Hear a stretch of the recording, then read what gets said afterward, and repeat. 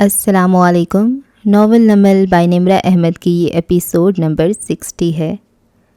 ایسا ہے کہ سینے میں سلگتی ہیں خراشیں، اب سانس بھی ہم لیں گے تو اچھا نہ کریں گے۔ سردی کا زور ہر گزرتے دن کے ساتھ کم ہوتا جا رہا تھا۔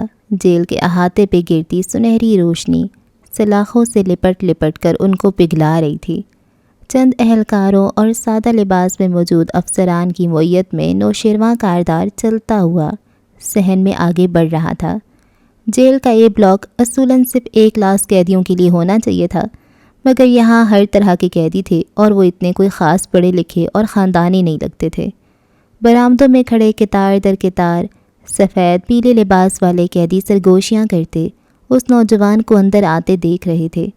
وہ کوشش کر رہا تھا کہ ان کو نہ دیکھے، مگر پیشانی پسینے میں تر تھی اور دل کی دھڑکن تیز تھی۔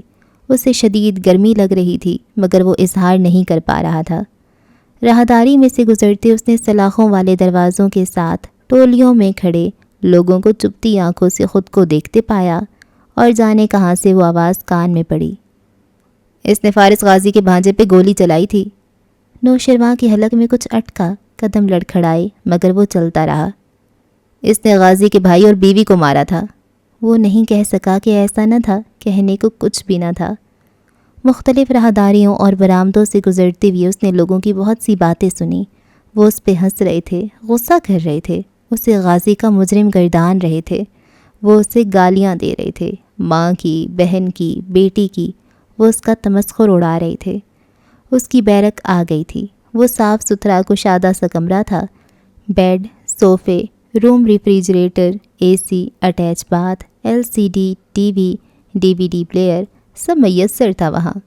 اہلکار اس کو بستر پہ آرام کرنے کا کہہ کر اپنے مکمل تعاون کی یقین دہانی کروا رہا تھا۔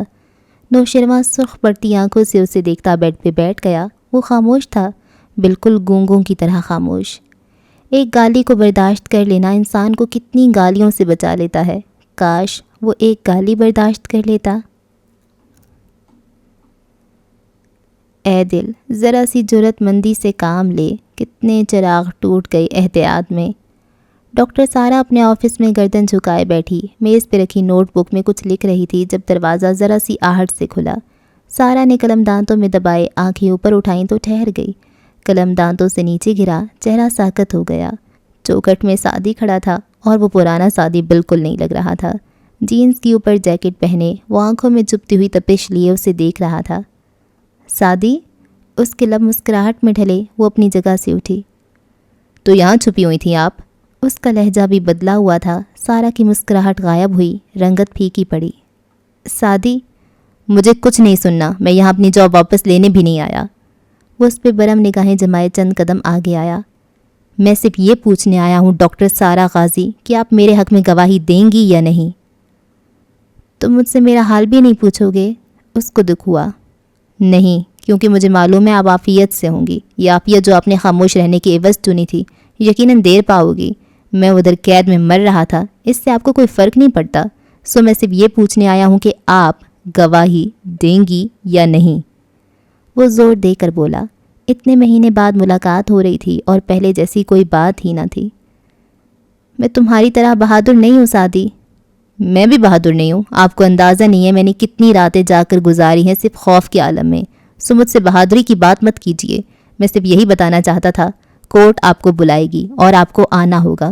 اگر آپ اپنی مجرمانہ خاموشی کا مداوع کرنا چاہتی ہیں تو آپ آئیں گی، ورنہ میرے خاندان اور خود مجھ سے آپ کا کوئی تعلق نہیں رہے گا۔ تم اتنی سخت دل کیسے ہو سکتے ہو سعدی؟ وہ افسوس سے بولی تھی۔ وہ ایک دم تیزی سے آگے آیا۔ میں نے بھروسہ کیا آپ پر، آپ کو ایک قیمتی چیز دی، آپ نے اس کو بھی کھو دیا۔ آپ نے میرے لیے گواہی بھی نہ دی۔ اگر اس وقت آپ کچھ بول دیتی تو حنین، میرے گھر والے، وہ اتنے ماں ہاشم کے قریب نہ رہتے۔ اس لیے دل کی سختی کی بات مجھ سے مت کریں اور فیصلہ کریں۔ ایک قہر آلود نگاہ اس پہ ڈال کر وہ باہر نکل گیا اور اپنے پیچھے دروازہ زور سے بند کر دیا۔ سارا فکر مند سی وہیں کھڑی رہ گئی۔ کچھ میں ہی جانتا ہوں جو مجھ پہ گزر گئی، دنیا تو لطف لے گی میرے واقعات میں۔ تیز دھوپ میں بینک کی عمارت جھلس رہی تھی۔ بیرونی سیڑھیاں اترتا پی کیب سے چہرے پہ سایہ کیے کرنل خاور والیٹ جیب میں ڈالتا چلا آ رہا تھا جب اس کا موبائل بجا۔ اس نے زینے اترتے چھمبے سے موبائل نکالا، پھر دھوپ کے باعث اسکرین پہ ہاتھ کا چھجا بنا کر دیکھا۔ جلتا بجھتا نمبر شناسا تھا، بہت شناسا۔ اس کا دل اچھل کر حلق میں آ گیا۔ وہ تیزی سے فون کان سے لگاتا مگر محتاط سا ہیلو کہتا کار کی طرف آیا۔ خاور، میں بول رہا ہوں۔ ہاشم کی سنجیدہ آواز سنائی دی۔ خاور کے چہرے پہ بہت سے رنگ ابھرے، جذبات، دکھ، مگر جب بولا تو لبوں سے بس اتنا نکلا، یس سر۔ میں جانتا ہوں تم کہاں ہو، تمہارا نمبر بھی ٹریس کروا لیا ہے، لیکن میں کسی کو تمہیں پکڑنے نہیں بھیج رہا۔ وہ رکا، اس کی آواز دھیمی تھی اور تعصف انگیز تھی۔ خاور، میں بہت اکیلا ہوں، مجھے تمہاری ضرورت ہے۔ شیرو جیل میں ہے اور چیزیں میرے ہاتھ سے نکلتی جا رہی ہیں۔ میں جانتا ہوں سر۔ وہ چلتے چلتے سائے میں کھڑی کار تک آ گیا۔ ایک دم جیسے سکون سا آ گیا، جھلساتی دھوپ سے سائباں مل گیا ہو۔ مجھے ہر حالت میں اس کیس کو، یوسف خاندان کو کچلنا ہے۔ تم میری مدد کرو گے، ہر بات بھلا کر جو میں نے تمہارے ساتھ کیا۔ میں جانتا ہوں تم مجرم نہیں تھے۔ اگر تم اس سب کو بھلا سکو تو میں تمہارا انتظار کر رہا ہوں ایوبیہ والے کاٹیج میں، کل شام 5 بجے کے قریب۔ اگر تم دوبارہ میرے لیے کام کرنا چاہو تو میں تمہارا انتظار کروں گا۔ جو حکم سر۔ خاور کی آواز بھیگ گئی تھی۔ ہاشم کی کال بند ہو چکی تھی اور وہ سائبہ میں کتنی ہی دیر کھڑا رہا تھا۔ اس کی آنکھوں میں گلابی نمی تھی مگر چہرے پہ طمانینت تھی۔ سر اٹھا کر اس نے ایک تشکر آمیز نظر آسمان پہ ڈالی، پھر کار میں بیٹھا۔ کار چلانے کی بجائے وہ موبائل پہ ای میل چیک کرنے لگا۔ 2 دن قبل کی موصول ہوئی ای میل جسے وہ بارہا پڑھ چکا تھا، ایک دفعہ پھر کھولی۔ میں جانتا ہوں تم میری میل ضرور پڑھو گے۔ وقت تمہارے ہاتھ میں ہے خاور، چوائس تمہارے ہاتھ میں ہے۔ اگر تم اپنے گناہوں کا کفارہ دینا چاہتے ہو تو کاردارز کے خلاف گواہی دو، میرے حق میں گواہی دو۔ ہم تمہیں 2 قتلوں کے لیے معاف کر دیں گے، تمہارا دامن صاف ہو جائے گا۔ وقت ابھی تمہارے ہاتھ میں ہے۔ سعدی یوسف خان۔ تم سے معافی مانگی کس نے ہے؟ اس نے نفی میں سر جھٹکتے ہوئے تنفر سے کہا اور اگنیشن میں چابی گھمائی۔ گاڑی میں ایک دم حرکت سی بیدار ہوئی تھی، جیسے منجمد ہوئی وفا ایک لمحے میں جاگ اٹھتی ہے۔ یہ بستی ہے ستم پروردگاں کی، یہاں کوئی کسی سے کم نہیں ہے۔ شام شہر کے دوسرے حصے پہ بھی ٹھنڈی سی پھیل رہی تھی۔ اس آفس میں خاصا رش تھا، لوگوں کی چہل پہل، کیبن کے ساتھ ٹولیوں میں کھڑے ورکرز، شور، آوازیں۔ ایک آفس کی شیشے کے دروازے بند تھے اور اندر سفاری سوٹ میں ایک ادھیڑ عمر آدمی بیٹھا، ریسیور کان سے لگائے تیز تیز پنجابی میں کچھ کہے جا رہا تھا۔ سامنے 2 کرسیوں میں سے ایک پہ سعدی بیٹھا تھا، آگے ہو کر مضطرب، بے چین۔ دوسری پہ فارس پیچھے ہو کر ٹانگ پہ ٹانگ جمائے آرام دہ انداز میں بیٹھا، مسلسل 2 انگلیوں سے کان کی لو مسل رہا تھا۔ ہاں جی، میں فائل ملتے ہی آپ کو خبر کرتا ہوں۔ اچھا جی۔ اس نے ریسیور رکھا اور دونوں ہاتھ باہم پھنسائے آگے کو ہو کر سعدی کو مخاطب کیا۔ ہاں جی سعدی یوسف صاحب، یہ شو شروع ہونے سے پہلے کا 1 گھنٹہ ہے اور اس وقت میں عموماً کسی سے ملتا نہیں، لیکن خصوصی طور پہ آپ کو بلایا ہے تو آپ سمجھ سکتے ہیں کہ اہم بات کرنی ہوگی۔ وہ اینک اتار کے میز پہ رکھتے مصروف مگر خشک سے انداز میں کہہ رہا تھا۔ مجھے آپ کے سیکرٹری نے فون کیا تھا کہ آپ میرا انٹرویو کرنا چاہتے ہیں۔ سعدی نے سنجیدگی سے کہا، بار بار وہ فارس کو دیکھتا تھا جو بالکل خاموش بیٹھا تھا۔ ہاں جی ایسا ہی ہے، 10 بجے کے شو کے TRPs آپ جانتے ہیں کیسے آسمانوں سے باتیں کرتے ہیں، اوپر سے ملک کا نمبر 1 چینل ہے اور میری شکل اور ساکھ سے ملک کا بچہ بچہ واقف ہے۔ جیلانی صاحب، مجھے دوسرے چند چینل سے بھی کال آئی ہے، سعدی درمیان میں تیزی سے بولا، لیکن میں آپ سے ملنے اس لیے آیا ہوں کیونکہ میں اپنی کہانی صرف ایک دفعہ سنانا چاہتا ہوں اور کسی ایسے شو اور ایسے چینل پہ جہاں مجھے لگے کہ واقعی پورا ملک مجھے دیکھ اور سن رہا ہے۔ بالکل جی، ویسے بھی اگلے ہفتے سے قومی اسمبلی کا اجلاس شروع ہو رہا ہے، آپ کی کہانی کے لیے کسی کے پاس وقت نہیں ہوگا۔ بعد میں اگر کیس چلتا ہے تو عدالت میڈیا ٹرائل پہ پابندی لگا دے گی اور آپ انٹرویو نہیں دے سکیں گے۔ یہی وقت ہے آپ کو اپنی کہانی بیچنی ہے۔ میرے 2 شوز، ایک میں بات کور نہیں ہوتی نا، سو 2 شوز کریں گے ہم، اس منگل اور بدھ کو۔ 2 شوز میں آپ سٹار بن جائیں گے۔ سوشل میڈیا سے نکل کر آپ ہر شخص کے گھر تک جا پہنچیں گے۔ اوکے، سعدی نے سنجیدگی سے سر ہلایا، پھر فارس کو دیکھا۔ وہ خاموش بے نیاز سا لگ رہا تھا، شاید لبوں میں کچھ چبا بھی رہا تھا۔ ٹھیک ہے، آپ پھر 30 لاکھ جمع کرا دیں، لیکن کیش کی صورت میں۔ بینک اکاؤنٹ ڈیٹیلز میں کسی کو دیتا نہیں ہوں، مسئلے ہو جاتے ہیں بعد میں۔ یہ میرا ایڈریس ہے، آپ ادھر پیسے لے آئیے گا۔ اسی ہفتے پھر ہم منگل اور بدھ کے 2 شوز کر لیں گے۔ کاغذ پہ پتہ لکھ کر اس نے سعدی کی طرف بڑھایا جو پلک جھپکے بنا اس کو دیکھ رہا تھا۔ 30 لاکھ کس چیز کے؟ چل لو جی، جیلانی نے اکتا کر پہلو بدلا۔ دیکھو بیٹا، میرے شو کا وقت ہونے والا ہے، اب فضول کی بحثوں اور جائز ناجائز کے چکروں میں پڑنے کا وقت نہیں ہے میرے پاس، نہ توانائی۔ بغیر پیسوں کے یہاں کوئی تمہیں شو میں نہیں بلائے گا، میرے جیسا اینکر تو کبھی بھی نہیں۔ اوہ بیٹا، پھر سمجھانے والے انداز میں کہنے لگا، اس میں کوئی غلط بات نہیں ہے، پرائم ٹائم پہ اشتہار چلوانے نا 30 سیکنڈ کے اشتہار کو ایک دفعہ چلوانے کی 3 لاکھ سے کم فیس نہیں ہوتی۔ صرف ایک دفعہ کی بات کر رہا ہوں میں۔ یہ موبائل کمپنیاں، شیمپو والے یہ لوگ روز کے کروڑوں کے اشتہار چلواتے ہیں، میں تمہیں پرائم ٹائم کے 2 گھنٹے دے رہا ہوں، 30 لاکھ اس لحاظ سے کم ہے، مگر چونکہ تم نے اتنی جرأت کا مظاہرہ کیا ہے، اتنا ظلم ہوا ہے تمہارے ساتھ، اس لیے یہ رعایت ہے تمہارے لیے۔ آگے تم سوچ لو، کاردارز کے خلاف اپنی کہانی بیان کرنے نکلو گے تو بغیر پیسوں کے کوئی اسٹوڈیو میں گھسنے بھی نہیں دے گا۔ سعدی اٹھا اور خاموشی سے باہر نکل گیا۔ فارس دھیرے سے کھڑا ہو کر مسکرا کر جیلانی صاحب سے ہاتھ ملایا۔ میں اسے سمجھا دوں گا، ہم پیسوں کا بندوبست کر لیں گے، آپ شو کی تیاری کر رکھیں، متانت سے کہہ کے وہ اس کے پیچھے آیا۔ وہ تیز تیز پارکنگ ایریا میں چلتا جا رہا تھا۔ باہر آسمان اب گہرا سیاہ ہو رہا تھا، اکا دکا تارے بھی ابھرنے لگے تھے۔ سعدی، وہ کار تک پہنچا تو فارس تیز تیز چلتا اس سے آ ملا۔ ہم پیسے دے سکتے ہیں، ہمارے پاس ہیں پیسے۔ سعدی نے بے یقینی اور دکھ سے گردن موڑ کر اسے دیکھا۔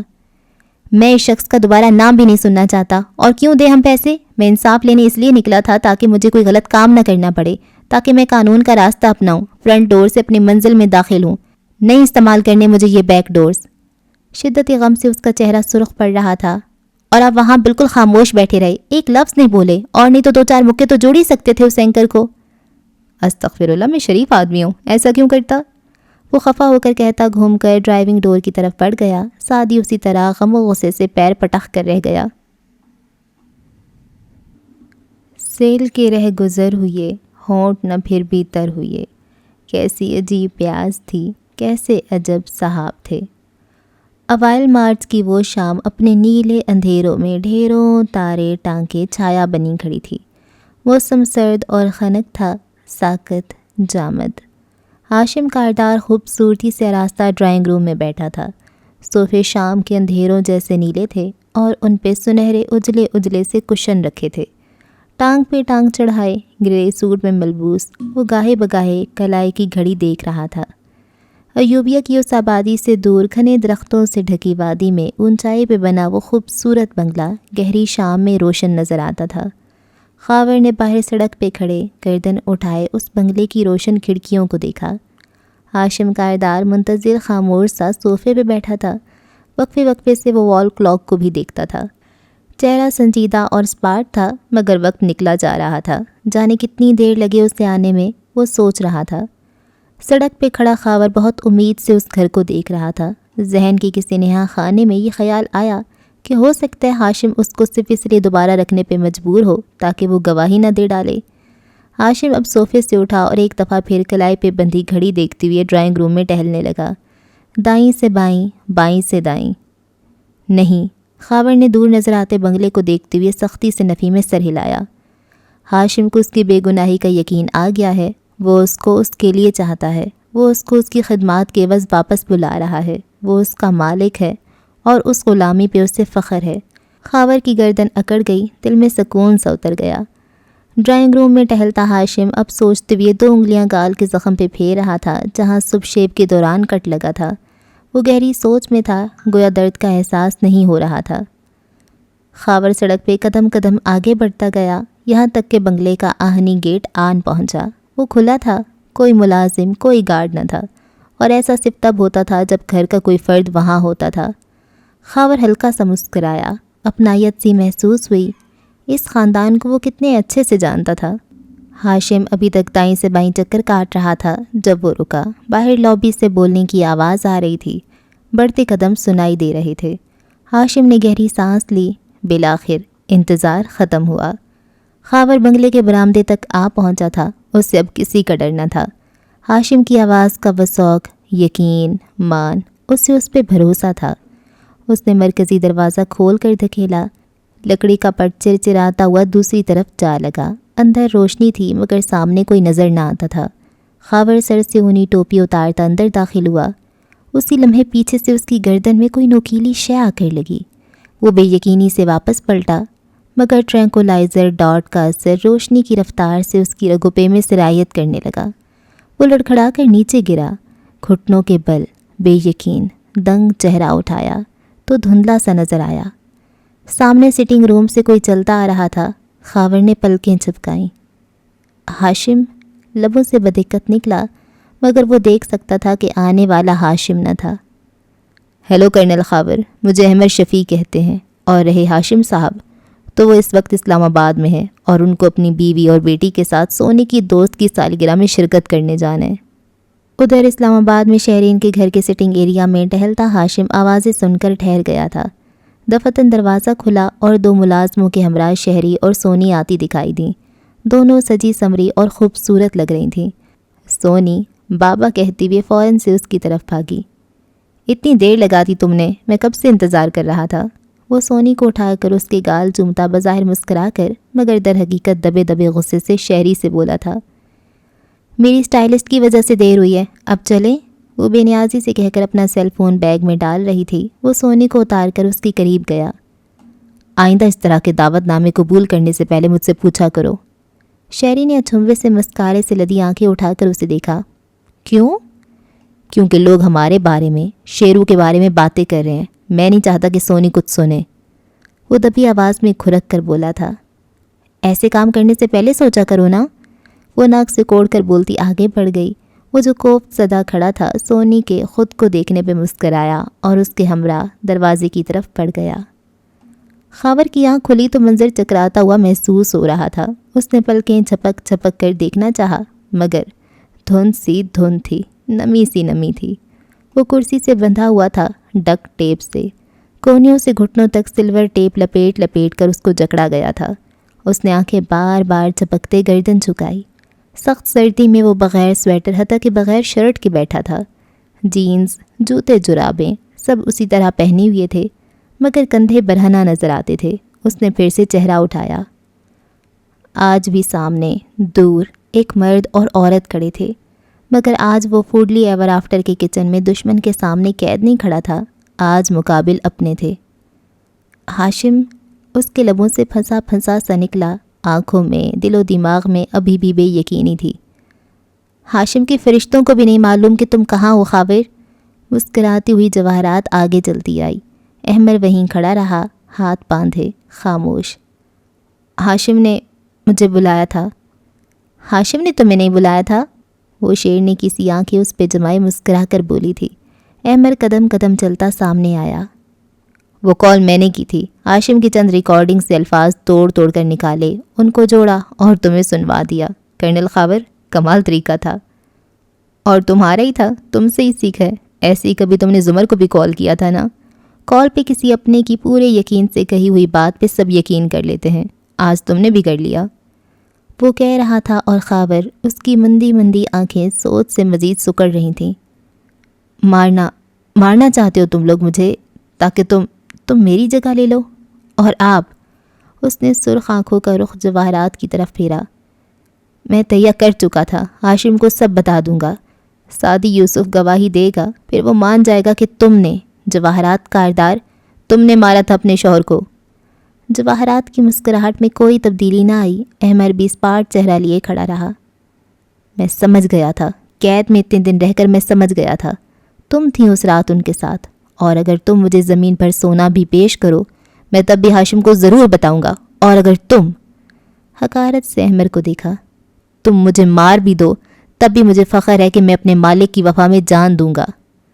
جواہرات نے مسکرا کر احمر کو دیکھا اور پھر باہر نکل گئی۔ احمر اس کے پیچھے آیا۔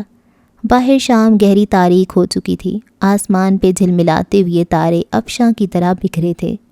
برآمدے میں کھڑے جواہرات نے سنجیدگی سے اسے دیکھ کر کہا، اس کو خاموش کروانا ضروری ہے، کر لو گے نا؟ آپ فکر نہ کریں جواہرات، اس نے سر کو خم دے کر کہا، پھر ملکہ کی آنکھوں پہ نظریں جمائے پورے یقین سے بولا، اتنا بوجھ دل پہ لے کے نہ پھرا کریں مدام، اگر راز شیئر کیا ہے تو مجھ پہ بھروسہ بھی کریں۔ بھروسہ تھا تو بتایا نا، اس نے جھرجھری لی، اب میرے سر کا تاج بہت بھاری ہوتا جا رہا ہے۔ میری بات سنیں دھیان سے، اس نے آگے بڑھ کر مضبوطی سے جواہرات کے شانوں کو تھاما۔ اس بات سے نہ ڈریں کہ ہاشم اور نوشرواں یہ جان جائیں گے تو کیا ہوگا، بلکہ اس دن کی تیاری کرنی ہے ہمیں۔ آپ نے ایک اچھا کام کیا تھا۔ وہ آدمی ایک درندہ تھا اور درندے کو مار کر آپ نے اپنے بیٹوں کو بچایا تھا۔ آپ نے اپنے بیٹوں کے لیے قربانی دی تھی۔ جواہرات کی آنکھوں میں نمی در آئی۔ وہ دونوں مجھے کبھی معاف نہیں کریں گے۔ تو میں کس مرض کی دوا ہوں؟ وہ برا مان کر بولا تھا۔ ہم مل کر اورنگزیب کاردار کے ایسے ایسے کالے کرتوت ان کے سامنے لائیں گے، ان کے کردار کو اتنا مسخ کر دیں گے، ان کے خلاف اتنا زہر اگلیں گے کہ وہ دونوں ان سے نفرت کرنے لگ جائیں گے، اور اگر کبھی ان کو معلوم ہو بھی جاتا ہے تو وہ آپ کی پوزیشن سمجھ جائیں گے اور یہ سوچیں گے کہ اچھا ہی ہوا ان کو نجات دلا دی آپ نے۔ جواہرات کے لب مسکراہٹ میں ڈھلے، آنکھ سے قطرہ ٹوٹ کر گال پہ لڑکا۔ کیا ایسا ممکن ہے؟ یہ بھی تو ممکن نہیں لگتا تھا، آج یہ درد سر بھی ختم ہو جائے گا۔ اس نے مسکرا کر بنگلے کی طرف اشارہ کیا۔ وہ مسکرا کر رہ گئی۔ جواہرات کاردار کے جانے کے بعد وہ اس تنہا پڑے بنگلے کے اندر آیا، کچن میں فریج سے ایک باکس نکالا اور اس کمرے میں آیا جہاں خاور بندھا پڑا تھا۔ احمد نے مصروف سے انداز میں ڈک ٹیپ کا ایک بڑا ٹکڑا کاٹا۔ اب کیا مجھے مار کر پھینکنے کا ارادہ رکھتے ہو؟ ہاں، یہ کاردار میرے نہیں ہوئے، تمہارے کیا ہوں گے؟ اس نے تنفر سے سر جھٹکا تھا۔ احمد اسی طرح آگے آیا اور ڈک ٹیپ کا ٹکڑا اس کے منہ پہ رکھ کر زور سے چپکا دیا۔ وہ سر جھٹک کر رہ گیا۔ میں تمہاری بک بک، تمہارے OMGs اور کیا، کیوں، کیسے نہیں سننا چاہتا۔ ان باتوں پہ جو اب میں تمہیں بتانے جا رہا ہوں، اس لیے کتنا اچھا ہو کہ تم یوں چپ ہو کر بیٹھو، خاموش اور بے بس۔ ہاں، ایسے ٹھیک ہے۔ سامنے آ کر صراحتی نظروں سے اس منظر کو دیکھا، پھر واپس اپنی کرسی پہ آ بیٹھا اور باکس کھولا۔ اندر مختلف شیشیاں، چند کاغذ اور چند سرنجیں رکھی تھیں۔ تم نے کبھی ہیری پوٹر پڑھی ہے خاور؟ سوری، میں ایسے موقع پہ اس داستان سے کچھ منقول کر رہا ہوں، اب جب کہ تم اپنی یہ خوبصورت زندگی کھونے والے ہو، ایک سرنج کی سوئی شیشے میں چبھو کر وہ اسی اوپر اٹھائے بھر رہا تھا۔ مگر اس میں ایک ٹرم استعمال ہوتی تھی، اس کا پہلا چیپٹر اسی نام سے ہے، دا بوائے ہو لیوڈ، وہ لڑکا جو زندہ بچ گیا، ون سروائیور۔ پھر نگاہیں اٹھا کر ان میں زمانوں کی تپش بھر کر خاور کو دیکھا۔ کہتے ہیں انتقام کے سائیکل میں ہمیشہ ایک سروائیور بچ جاتا ہے اور وہ انتقام لیتا ہے، یوں چکر پہ چکر چلتا رہتا ہے۔ میں کرنل خاور، میں ہوں وہ لڑکا جو بچ گیا تھا۔ خاور کا منہ ٹیپ سے بند تھا، مگر کھلی آنکھوں میں اچھمبے اور حیرت کے سارے الفاظ سے مٹائے تھے۔ وہ بریگیڈیئر یاد ہے تمہیں کرنل خاور، جس کو اس کے پورے خاندان سمیت تم نے قتل کیا تھا؟ تمہیں شک تھا نا کہ امریکہ میں اس کی ایک اور اولاد بھی ہے، کسی دوسری عورت سے جسے وہ چھپا کر رکھتا ہے، اور تمہیں یقین تھا کہ وہ بیٹی ہوگی، مگر تم غلط تھے، وہ بیٹا تھا، سلطان بنگش، اور وہ میں تھا۔ اس نے شیشی سرنج کی سوئی سے نکالی، جھک کر کاغذ سے کچھ پڑھا، پھر دوسری شیشی اوپر اٹھا کر سوئی اس میں گھسا کر احتیاط سے مایا سا سرنج کے بطن میں بھرنے لگا۔ خاور کی آنکھیں پھیل گئیں اور وجود بالکل ساکت ہو گیا۔ جب تم نے میرے باپ اور میری ہاف فیملی کو قتل کیا تھا تو میں ایک ٹین ایج لڑکا تھا جو بورڈنگ اسکول میں پڑھ رہا تھا۔ میرا باپ اپنی حساس جاب کے باعث اپنی اولاد اور خاندان والوں کے ویئر اباؤٹس مخفی رکھتا تھا، لیکن تم اس رات ہمارے گھر گئے جب سب وہاں موجود تھے۔ چھٹیوں پہ سب آئے ہوئے تھے، میں نہیں تھا، سو میں بچ گیا۔ ابا کے رشتہ داروں نے ساری پراپرٹی ہتھیا لی اور ابا کے دوستوں نے مجھے واپس آنے سے روک دیا۔ وہ کہتے تھے سلطان تم بھاگ جاؤ، چھپ جاؤ، وہ آدمی تمہیں ڈھونڈ رہا ہے۔ کوئی نہیں جانتا تھا کہ وہ آدمی کون تھا۔ میں اتنے برس ایک اندیکھے دشمن سے چھپتا رہا، بھاگتا رہا، شہر بدلے، اسکول بدلے، پھر جاب بدلی، اور اس ہر مہینے کے عدل بدل نے مجھے احمد شفیع بنا دیا، کون مین۔ وہ احتیاط سے شیشی اوپر اٹھائے قطرہ قطرہ اٹھائے سرنج میں بھر رہا تھا۔ نظریں اوپر سرنج کے بھرتے پیٹ پہ جمی تھیں۔ خاور کا چہرہ سرخ تھا، آنکھوں میں خون اتر آیا تھا۔ وہ سختی سے نفی میں سر ہلاتا خود کو چھڑانے کی کوشش کر رہا تھا، مگر گرفت مضبوط تھی۔ برسوں کی محنت اور کھوج نے مجھے اتنا بتا دیا کہ ساری گتھیاں اورنگزیب کاردار کے گرد جا کر کھلتی ہیں۔ میں نے خود کو ان سے متعارف کروایا، ایسے کہ وہ مجھے ملازمت کی پیشکش کریں۔ کون مین کبھی کچھ نہیں مانگتا، وہ ایسے مواقع پیدا کرتا ہے کہ آپ کو لگے یہ سب آپ کا ہی آئیڈیا تھا۔ وہ خود ہی مجھے سب دیتے گئے، اور ان کے پاس اتنا عرصہ کام کر کے جانتے ہو مجھے کیا معلوم ہوا؟ وہ سب جو تمہیں خود نہیں معلوم۔ شیشی رکھی، کیس بند کیا اور سرنج پکڑے، سٹول اٹھائے، اس کے سامنے آ کر سٹول رکھا اور اس پہ بیٹھا۔ پھر اس کی خون آشام آنکھوں میں دیکھ کر سادگی سے بولا، تم نے ہاشم کے کہنے پہ زمر یوسف کو زخمی کیا، اس سے اس کے تمام رشتے چھینے، اس کی شادی کینسل کروائی، اس کا ہر راستہ بند کیا۔ ایسے ہر راستہ بند کرنے والا کام یہ کاردار نے پہلی دفعہ زمر کے ساتھ نہیں کیا تھا۔ چند برس پہلے جب جواہرات کاردار اور ہاشم کاردار کے سیکیورٹی ہیڈ کا انتقال ہوا تھا تو انہوں نے سوچا کیوں نہ ایک نیا سیکیورٹی ہیڈ ڈھونڈا جائے، پھر اسے تراشا جائے، پھر اس کا ہر راستہ بند کیا جائے تاکہ وہ انہی کا ہو کر رہ جائے۔ اس کی آنکھوں میں دیکھ کر وہ چبا چبا کر کہہ رہا تھا۔ خاور کا مزاحمت کرتا وجود ٹھہر گیا، ساکت، ساکن۔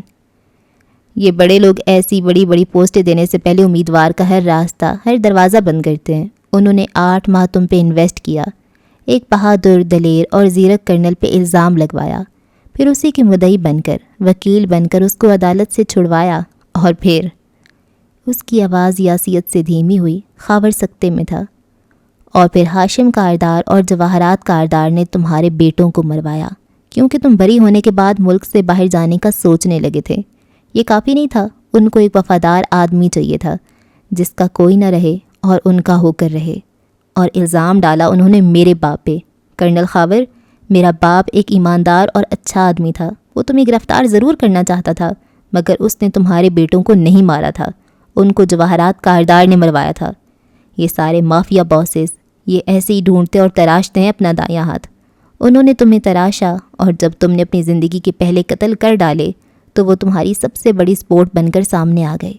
انہوں نے تمہیں اپنی چھایا تلے لے لیا اور تم ان کے کہنے پہ ساری زندگی دوسروں کو قتل کرتے آئے، زندگیاں برباد کرتے آئے، ان کے کہنے پہ جنہوں نے تمہارے بچوں کو مروایا تھا، اور یقیناً ان کے پاس اس عمل کی بھی جسٹیفیکیشن ہوگی۔ تم حیران تھے نا کہ ہاشم نے کیوں یقین کر لیا کہ تم نے اورنگزیب کاردار کو مارا ہوگا، کیونکہ اسے لگا تم ان کی حقیقت جان گئے ہو مگر اورنگزیب کو قصوروار سمجھتے ہو۔ وہ یہی پوچھتا تھا تم سے اتنے ماہ، وہ یہی جاننا چاہتا تھا کہ تم کیا جانتے ہو۔ میں اپنی باتوں کا کوئی ثبوت تمہیں نہ بھی دوں تب بھی جب ان کو سوچو گے تو خود ہی ساری کڑیاں ملتی جائیں گی، سب واضح ہو جائے گا۔ احمد اسٹول سے اٹھ کھڑا ہوا۔ خاور اسی طرح سکتے کے عالم میں بیٹھا تھا، اس کی آنکھوں میں آنسو تھے مگر وہ نیچے ٹپک نہیں رہے تھے، وہ بھی ساکت تھے۔ احمد اس کے پیچھے جا کھڑا ہوا تھا۔ تمہارے پاس چوائس تھی، تم ہاشم کے پاس واپس آنے کی بجائے عدالت چلے جاتے، اس کے خلاف گواہی دیتے، لیکن تم نے وہی کیا جو تمہاری خصلت تھی۔ اگر تمہارے اندر کوئی خیر ہوتی تو میں تمہیں چھوڑ دیتا، تو تم خود بھی اس رات فوڈلی ایور آفٹر کے کچن میں اس عورت پہ پستول نہ تانتے جس نے فارس کو ٹھنڈا کر کے تمہاری جان بچائی تھی۔ مگر وہ کیا ہے خاور کہ میں ان جیسا نہیں ہوں، نہ میں تمہارے جیسا ہوں۔ میں وہ نہیں کروں گا جو تم سمجھ رہے ہو کہ میں تمہارے ساتھ کرنے جا رہا ہوں، ایک تیز بنا درد کی موت۔ کیا تمہیں واقعی لگتا ہے اتنا رحم میں تمہاری اوپر کھاؤں گا؟ اور خاور کو محسوس ہوا کہ اس کے برہنہ کندھوں پہ احمد شفیع نے گلوز والے ہاتھ رکھے ہیں، اور پھر گردن کے نیچے، قدرے نیچے سوئی کی نوک چبھی، درد، تکلیف، اور پھر جیسے ہر شے راکھ کا ڈھیر بن گئی۔ یہ وہ دن تھا جب کرنل خاور مظاہر حیات کی زندگی کا باپ ہمیشہ ہمیشہ کے لیے ختم ہو گیا۔ دلوں کی روشنی بجھنے نہ دینا وجود تیرگی محکم نہیں ہے۔ سبز بیلوں سے ڈھکے مور چال کی بالائی منزل کی کھڑکیوں سے مارچ کی ٹھنڈی دھوپ سیدھی ٹکرا رہی تھی۔ اندر جھانکو تو کمرے ٹھنڈے لگتے تھے، ایسے میں حنین کا کمرہ عجیب نمونہ پیش کر رہا تھا۔ فرنیچر جو دیواروں سے لگا تھا ذرا آگے کھسکا کر چادروں سے ڈھک دیا تھا، اور کونے میں ایک چھوٹی سیڑھی سی رکھی تھی۔ فرش پہ نیچے ایک بڑی بالٹی، ایک اور 2 پینٹ کے ڈبے رکھے تھے۔ وہ خود عام شلوار قمیض پہنے، بالوں کو کشمیری انداز میں اسکارف میں لپیٹے، آستین پیچھے چڑھائے سیڑھی کے اوپر کھڑی تھی اور سوکھے برش کو بازو اونچا کر کے چھت سے ٹکرانے کی کوشش کر رہی تھی۔ میرا ہاتھ جا رہا ہے، میں دیوار کی اوپری کونے تک پینٹ کر لوں گی، اس نے چہک کر اطلاع دی۔ نیچے فرش پہ آلتی پالتی کیے بیٹھے اسامہ نے بہت ضبط سے کھنکار کر اس کی توجہ لی۔ ہنا، یہ تم کل شام کیا اچانک سے ریسٹورانٹ کے بچے ہوئے ڈبے لے آئی ہو اور اب کہہ رہی ہو کہ تم نے پینٹ کرنا ہے کمرہ؟ ہنا نے گردن گھما کر نیچے بیٹھے اسامہ کو خفگی سے دیکھا۔ تم کیا جانو ادرک کا مزہ؟ جتنی ہوم ڈیکور کی ویب سائٹس میں نے دیکھی ہیں نا، پتہ ہے ان کے کمرے اتنے خوبصورت کیوں ہوتے ہیں؟ کیونکہ ان میں یہ سفید چٹا پینٹ نہیں ہوتا۔ گورے ہمیشہ اپنی دیواروں کو ٹینٹ ضرور دیتے ہیں، دروازے وہ سفید رکھتے ہیں، ہمارے ہاں الٹا حساب ہے۔ ناک سے کوڑ کر وہ واپس دیوار کی طرف متوجہ ہوئی۔ مگر ہے نا، یاد ہے جب ریسٹورانٹ پینٹ ہوا تھا، وہ لوگ ایسے ہی منہ اٹھا کر پینٹ نہیں کر لیتے تھے، بلکہ پہلے دیوار پہ کچھ رگڑتے تھے اور بھی بہت کچھ کرتے تھے۔ تم نیٹ پہ پینٹ کے ٹیوٹوریلز کیوں نہیں پڑھ لیتی؟ سیم نے ہار نہیں مانی۔ میں نے کوشش کی تھی، وہ اتنے لمبے چوڑے اسباق دہرا رہے تھے، میں نے چھوڑ دیے۔ اہمی گوروں کے نخرے، یہ کرو وہ کرو، اس طرح تو بندہ سال بھر کمرہ ہی تیار کرتا رہے، پینٹ کب کرے؟ پھر لاپرواہی سے سر جھٹکا۔ میں تو ایسے ہی کروں گی پینٹ، یہ کون سا مشکل ہے، بس برش کو پینٹ میں ڈبو کر دیوار پہ اوپر نیچے لگاتے جاؤ۔ واو! آنکھیں میچ کر اس نے وہ کارٹون یاد کیے جن میں یوں ہی مزے سے پینٹ ہو جاتا تھا۔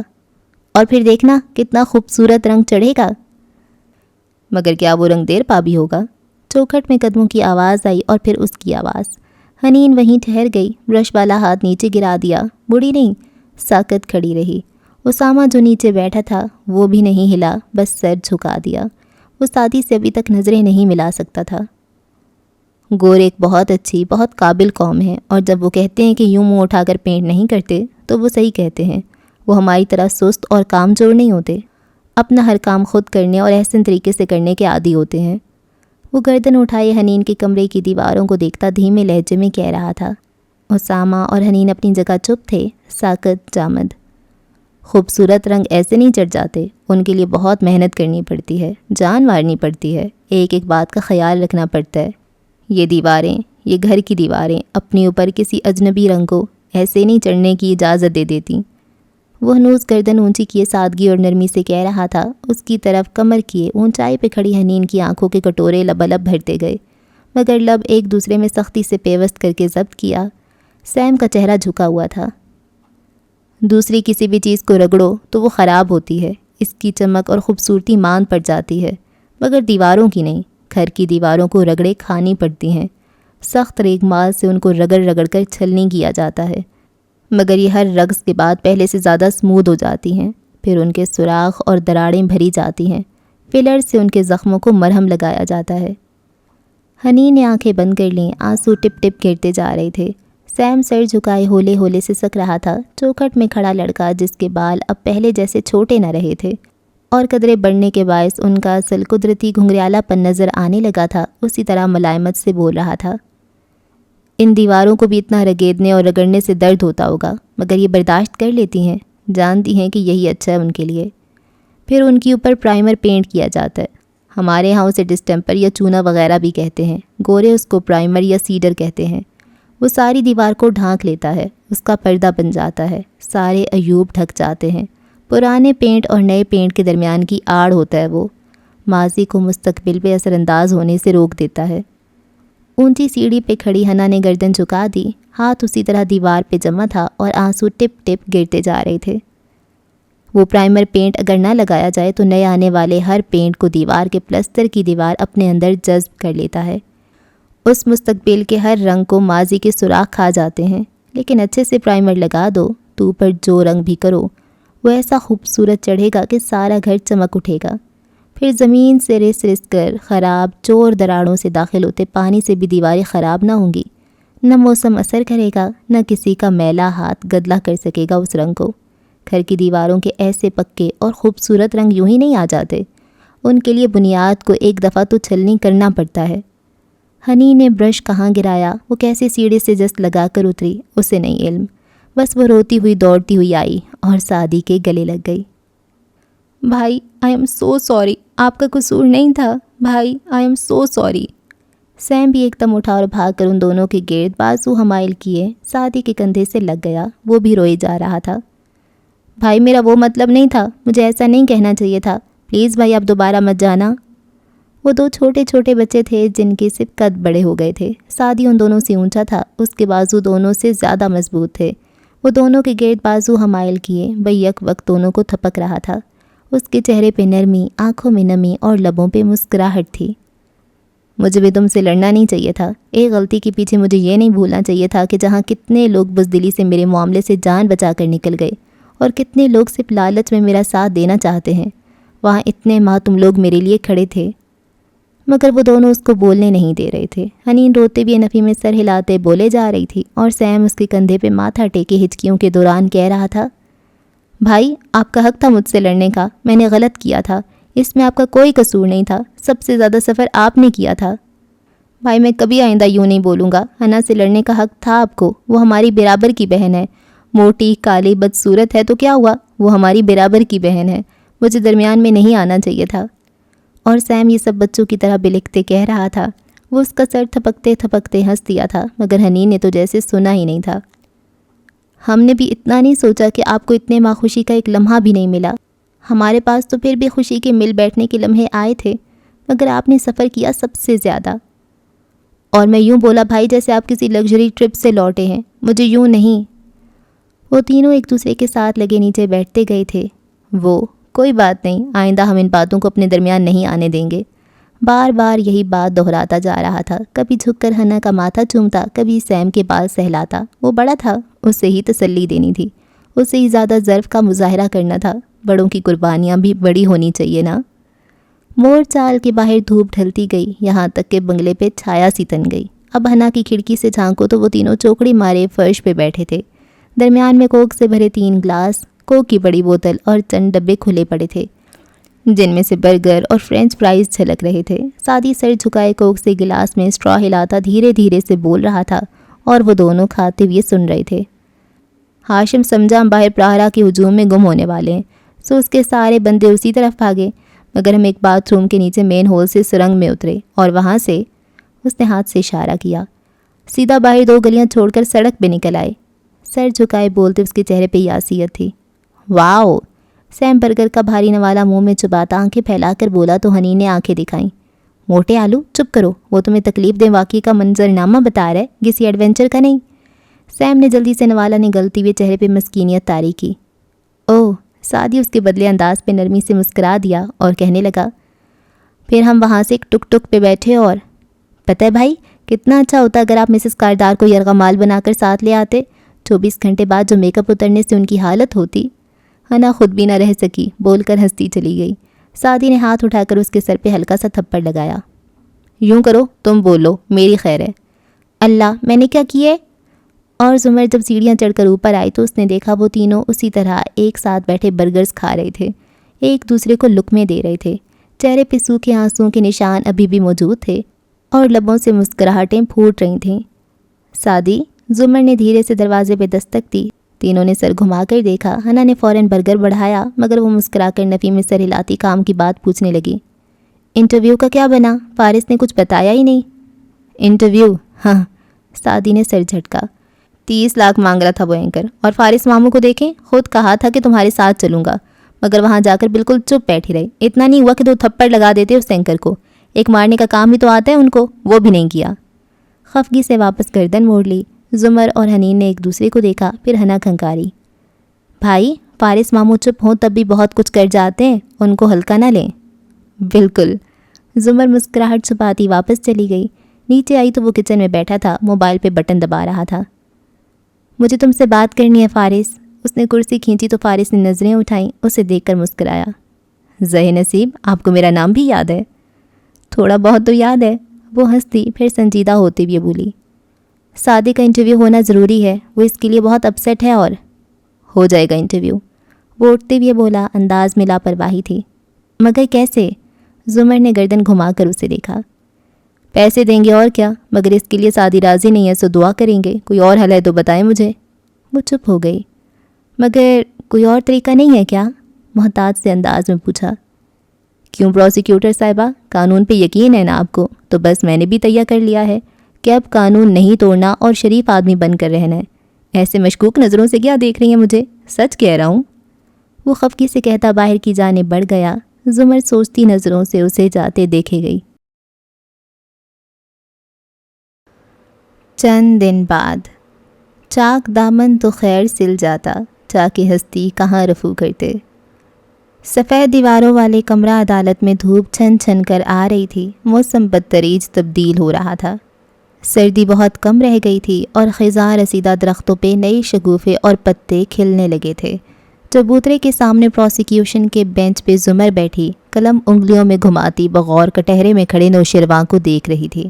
دوسری میز پہ ٹیک لگا کر آرام دہ انداز میں بیٹھے ہاشم کاردار کی سنجیدہ نظریں بھی وہیں جمی تھیں۔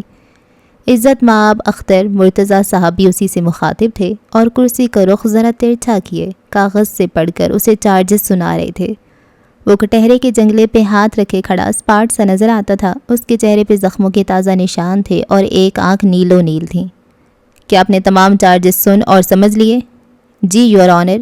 کیا آپ نوشرواں کاردار 21 مئی 2015 کی شام پلاٹ نمبر 15 میں سعدی یوسف سے ملنے گئے تھے اور آپ نے ان پہ 3 گولیاں چلائیں، پھر بوٹ کی ٹھوکروں سے ان کو زخمی بھی کیا؟ زمر کے ساتھ بیٹھے سعدی کی چپتی نظریں شیرو کے چہرے کا احاطہ کیے ہوئے تھیں۔ نوشرواں نے نگاہیں اٹھا کر حاضرین کو دیکھا اور پھر بلند آواز میں بولا، یہ غلط ہے، میں اس روز دبئی میں تھا۔ کیا آپ تمام الزامات سے انکار کرتے ہیں؟ جی میں انکار کرتا ہوں، مجھے اس بارے میں کوئی علم نہیں ہے، میں بے گناہ ہوں۔ وہ میکانکی انداز میں نیچے بیٹھے ہاشم کو دیکھ کر بولا تھا، کیا آپ انوسینٹ پلیڈ کرتے ہیں؟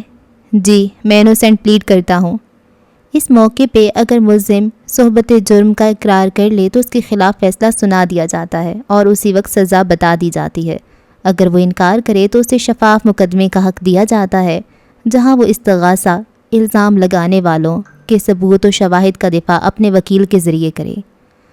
اوکے، آپ کو فیئر ٹرائل کا حق دیا جاتا ہے۔ کیا آپ اپنے خلاف گواہ بننا چاہیں گے؟ نیچے بیٹھے ہاشم نے نفی میں سر کو ہلکی سی جنبش دی، نظریں شیرو پہ تھیں۔ نہیں یور آنر، میں خاموشی اختیار کروں گا، اس نے اسی انداز میں کہا تھا۔ چند منٹ بعد باہر راہداری میں زمر اور سعدی چلتے جا رہے تھے اور جب وہ بہت دل گرفتہ سا بولا تھا، مجھے یقین نہیں آ رہا جج نے کیسے اس کی ضمانت کی درخواست قبول کر لی، وہ اب گھر چلا جائے گا اور پھر ملک سے باہر۔ زمر نے نگاہیں پھیر کر اسے دیکھا، یوں لگتا تھا وہ برسوں پہلے یونیورسٹی کے موک ٹرائل سے نکلے تھے اور وہ ہیری کے خلاف فیصلہ آنے پہ شدید تلملا رہا تھا۔ سعدی، اس کو جیل میں پیٹا گیا ہے، اس کی جان کو خطرہ ہے، جج کو اسے جیل سے نکالنا ہی تھا۔ ہاشم نے اسے خود پٹوایا ہے، مجھے یقین ہے۔ ظاہر ہے ہاشم نے اسے پٹوایا ہے، سماعت سے پچھلی رات، مگر ہم یہ باتیں جج کو کہیں گے تو ہم خود ہی جھوٹے لگیں گے۔ اس کی ضمانت ہونی ہی تھی، وہ اسے تسلی دے رہی تھی۔ اگلے ماہ کی تاریخ ملی ہے، کیسا نظام ہے یہ، ہم کتنا انتظار کریں گے، وہ تاریخ پہ تاریخ دیتے جائیں گے۔ زمر ایسے تو کبھی انصاف نہیں ملے گا۔ وہ شدید تکلیف میں لگ رہا تھا۔ زمر یک ٹک اس کی زخمی نظروں کو دیکھے گئی۔ یہ معاملات لمبے چلتے ہیں سعدی، کوئی بات نہیں، ہم لڑتے رہیں گے۔ مجھے نہیں پتا۔ وہ سر جھٹک کر خفا خفا سے چلتا گیا۔ زمر کے اندر کچھ ڈوب گیا تھا، وہ بار بار اس پہ ایک فکر مند متحیر سی نظر ڈالتی تھی۔ حنین اور اسامہ کا بھائی گھر آ گیا تھا، یہ تو طے تھا، مگر کیا سعدی یوسف گھر آ گیا تھا؟ وہ کیا کرے اور کیا وہ کبھی گھر آ پائے گا؟ اسے یقین نہیں آ رہا تھا۔ ایک تو خواب لیے پھرتے ہو گلیوں گلیوں، اس پہ تکرار بھی کرتے ہو خریدار کے ساتھ۔ ہارون عبید کی رہائش گاہ پہ وہ دوپہر سرد سی تپش لیے سارے کو جھلسا رہی تھی۔ سبزہ زار کی طرف کھلتی کھڑکی سے اندر جھانکو تو اپنے کلینک میں آبدار مخصوص کرسی پہ بیٹھی نوٹ پیڈ پہ کچھ لکھ رہی تھی۔ کھڑکی کی طرف اس کی کرسی کی پشت تھی اور یہاں سے اس کا نیم رخ دکھائی دیتا تھا۔ سرخ رومال میں بندھے بال، جھکی آنکھیں، زرد رنگت، سوکھے ہونٹ، وہ اداسی سے سر جھکائے لکھتی جا رہی تھی جب دروازہ کھلا۔ میں آج مزید کلائنٹس نہیں، اکتا کر بولتے اس نے نظریں اٹھائیں تو رک گئیں۔ یہاں سے دکھائی دیتے آدھے چہرے پہ واضح حیرانی ابھری۔ بابا خیریت؟ سامنے چوکھٹ میں ہارون کھڑے تھے، کلف لگے شلوار سوٹ میں ملبوس۔ وہ مطمئن نظریں اس پہ جمائے ہلکی سی مسکراہٹ کے ساتھ آگے آئے۔ تم ٹھیک ہو آبی؟ آبی نے کرسی پہ پیچھے کو ٹیک لگائی تو اب اس کا چہرہ زیادہ واضح ہوا، اس پہ اداس مسکراہٹ رینگ گئی تھی۔ جی آپ نے وعدہ کیا تھا نا، اس لیے اب ٹھیک ہوں۔ اوکے، تمہیں ایک کام کرنا ہے اب، وہ سامنے کرسی پہ براجمان ہوتے سادگی سے بولے تھے۔ آبدار کے ابرو اکٹھے ہوئے۔ جی کیا؟ ہاشم نے نوشرواں کی ضمانت کروا لی ہے، اب وہ ٹرائل کو لٹکائے گا، تاریخ پہ تاریخ لیتا جائے گا، یوں فیصلہ نہیں آئے گا۔ تم نے صرف اس کو کنونس کرنا ہے کہ وہ اس کیس کو جلد انجام تک پہنچانے پہ رضامند ہو جائے۔ مگر بابا اس نے مجھے پرپوز کیا تھا، میں اس دن سے اس کی کالز نہیں اٹھا رہی، اس کو اگنور کر رہی ہوں تاکہ وہ مجھ پہ دباؤ نہ ڈالے۔ اب میں کیسے اس کے پاس جا کر؟ یہ میرا مسئلہ نہیں ہے، تم اس کو کچھ بھی کہو مگر اس کو راضی کرو۔ تم چاہو تو کہہ دینا کہ اس پروپوزل پہ تم صرف تب غور کرو گی جب وہ اور اس کا خاندان تمام الزامات سے بری ہو جائے گا۔ بابا، اس نے بے یقینی سے انہیں دیکھا، میں اس پروپوزل پہ غور نہیں کروں گی، پھر میں اسے جھوٹی امید کیوں دلاؤں؟ بعد میں جو ہوگا میں سنبھال لوں گا، ابھی کے لیے تمہیں اس کو راضی کرنا ہے۔ وہ زور دے کر بولے۔ آبدار کے لب بھنج گئے. وہ کتنی ہی دیر صدماتی نظروں سے اسے دیکھے گئی. اوہ، میں سمجھتی تھی کہ بالآخر آپ میرا خیال کرنے لگ گئے ہیں، مگر وہ سب، وہ وعدہ، وہ فارس کے متعلق کہی ہر بات، وہ سب آپ اپنے مفاد میں کر رہے تھے. آپ مجھے استعمال کر رہے تھے اور فارس کو بھی استعمال کرنا چاہتے ہیں. آپ صرف اسے میرا باڈی گارڈ بنانا چاہتے ہیں، ہے نا؟ آبدار. وہ قمیض جھاڑتے اٹھ کھڑے ہوئے، چہرے پہ سنجیدگی تھی. ہاشم سے تمہاری جان صرف تب چھوٹے گی جب وہ اپنے خاندان سمیت نیست و نابود ہوگا. اس کے لیے تمہیں وہ سب کرنا ہوگا جو میں کہوں گا. اب فیصلہ تمہارا ہے. آپ کو اندازہ ہے کہ ہاشم کے ساتھ اتنا خطرناک کھیل شروع کر کے آپ مجھے کتنے بڑے خطرے میں ڈال رہے ہیں؟ اس کی آنکھیں بھیگ گئی تھیں. اپنی خواہشات کی تکمیل کے لیے انسان کو قربانیاں دینی پڑتی ہیں، تمہیں بھی دینی ہوں گی، جیسے زمر صاحبہ دیں گی. آخری الفاظ زیر لب کہے تھے اور پھر وہ مڑے اور لمبے لمبے ڈگ بھرتے باہر نکل گئے. آبدار کی آنکھوں سے آنسو ٹپ ٹپ گرنے لگے. ہم کو اس عہد میں تعمیر کا سودا ہے جہاں لوگ معمار کو چن دیتے ہیں دیوار کے ساتھ. وہ ایک پوش علاقے کی خوبصورت صاف ستھری کالونی تھی. کتار در کتار بنے اونچے بنگلے جدید تزئین و آرائش کا نمونہ پیش کرتے نظر آتے تھے. رات تاریک ہو چکی تھی، آسمان پہ تارے جگمگا رہے تھے.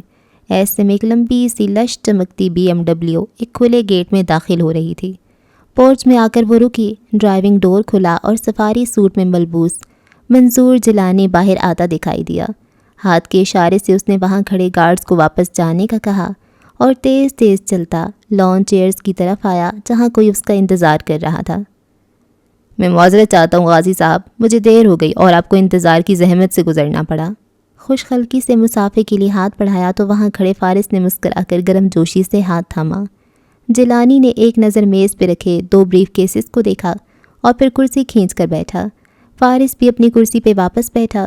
وہ سردی میں کمی کے باعث جینس کی اوپر سیاہ ٹی شرٹ پہنے ہوئے تھا. چہرے پہ ہلکی مسکراہٹ تھی اور سنہری گہری آنکھیں جیلانی پہ جمی تھیں.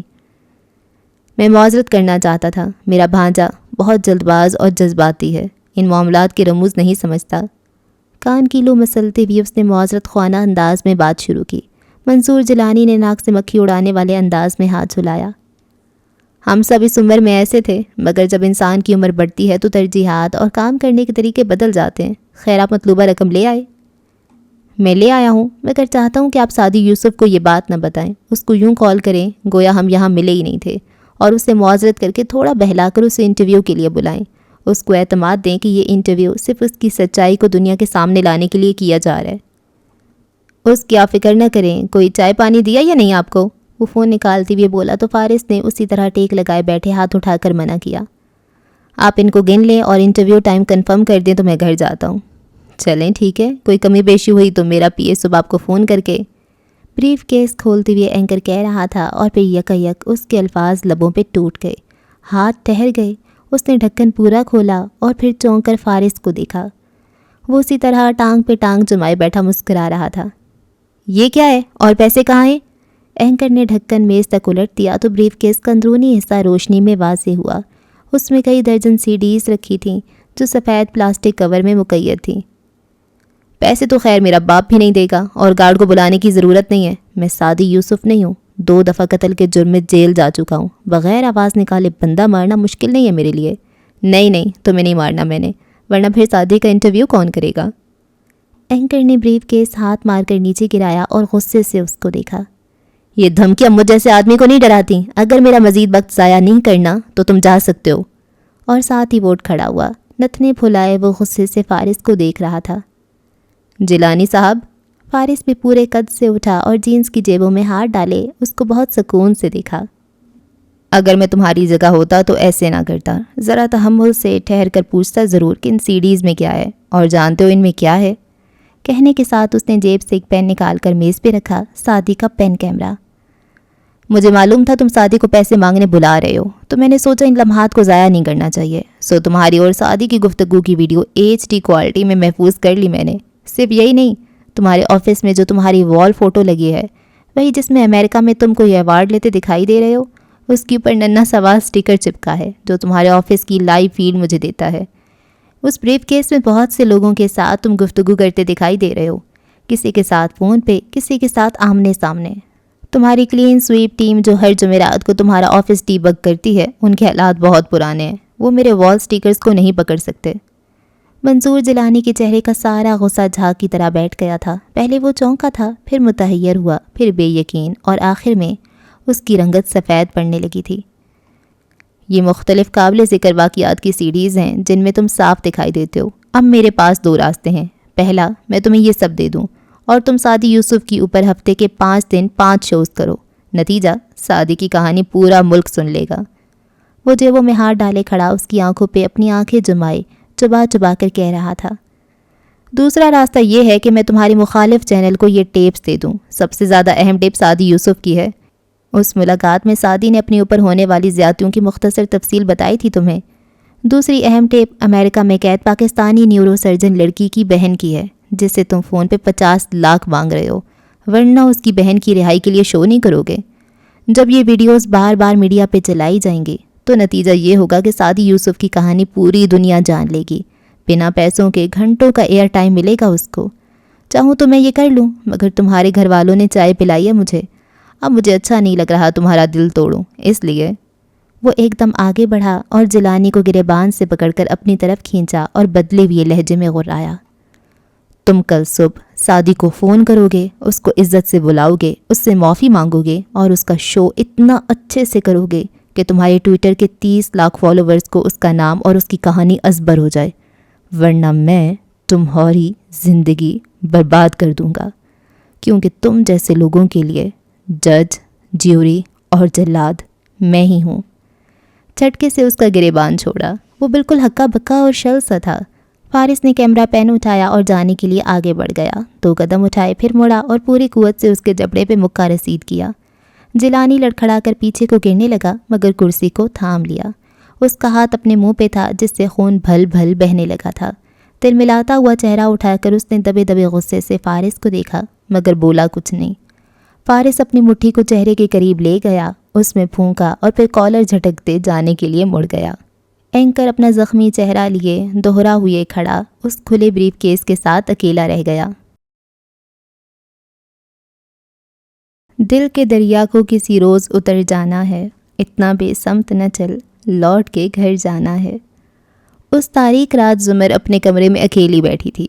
اسٹڈی ٹیبل پہ لیپ ٹاپ کھلا رکھا تھا اور ساتھ میں سیاہ مخملی ڈبی بھی کھلی پڑی تھی۔ وہ گھنگریالے بال جوڑے میں لپیٹے، کوہنیاں میز پہ رکھے، ہتھیلیوں میں چہرہ گرائی حیثیت سے ہیرے کی لونگ کو دیکھ رہی تھی۔ چناؤ اس کے سامنے تھا، مگر فیصلہ نہیں ہو پا رہا تھا۔ اس نے پھر سر جھٹکا اور لیپ ٹاپ اسکرین کی طرف متوجہ ہوئی۔ آن لائن ترجمہ کھلا رکھا تھا سامنے۔ آج دل اتنا بکھرا بکھرا بے کیف تھا کہ وہ کچھ لکھ ہی نہیں پا رہی تھی۔ پھر اس نے توجہ اور دھیان کو اسکرین کی جانب مجتمع کرنا چاہا۔ میں اللہ کی پناہ چاہتی ہوں شیطان مردود سے، اللہ کے نام کے ساتھ جو بہت مہربان، بار بار رحم کرنے والا ہے۔ بھلا کون ہے جو تمہیں جنگل اور دریا کے اندھیروں میں راستہ بتاتا ہے اور اپنی رحمت سے پہلے کون خوشخبری کی ہوائیں چلاتا ہے؟ کیا اللہ کے ساتھ کوئی اور معبود ہے؟ اللہ ان کے شرک کرنے سے بہت بلند ہے۔ بھلا کون ہے جو اثر نو خلقت کو پیدا کرتا ہے پھر اسے دوبارہ بنائے گا؟ اور کون ہے وہ جو تمہیں آسمان اور زمین سے روزی دیتا ہے؟ کیا اللہ کے ساتھ کوئی اور بھی معبود ہے؟ کہہ دے اپنی دلیل لاؤ اگر تم سچے ہو۔ کہہ دے اللہ کے سوا آسمانوں اور زمین میں کوئی بھی غیب کی بات نہیں جانتا اور انہیں اس کی بھی خبر نہیں کہ کب اٹھائے جائیں گے۔ زمر نے کی بورڈ پہ رکھے اپنے زرد ہاتھ دیکھے، پھر جھکے چہرے کے ساتھ ٹائپ کرنے لگی۔ اس دنیا میں ہم انسان بہت سے کاموں کے لیے بہت سے لوگوں کے محتاج ہوتے ہیں، نوکری کے لیے، پڑھائی کے لیے، کورٹ میں کیس چلانے اور انصاف لینے کے لیے۔ تلخی سے سر جھٹکا۔ ہم انسان آزاد نہیں ہیں۔ آزادی صرف ایک مت ہے، نہ مرد آزاد ہیں نہ عورتیں، سب مجبوریوں سے بندھے دوسروں پہ انحصار کرتے ہیں۔ مگر اللہ تعالیٰ فرماتے ہیں کہ ہمیں اندھیروں میں جب سمجھ نہیں آ رہا ہوتا کہ کیا کریں، کیا فیصلہ لیں، کون سا راستہ اپنا لیں، تب ہمیں راستہ دکھانے والا صرف اللہ ہوتا ہے۔ اور کون ہوتا ہے؟ کوئی بھی نہیں۔ یہ جو لوگوں کی خوفناک آوازیں اور باتیں ہمیں ڈراتی ہیں نا، ہمیں مستقبل کا خوف دلاتی ہیں، آندھی طوفان جیسی آوازیں، اور ہم کان لپیٹ لیتے ہیں۔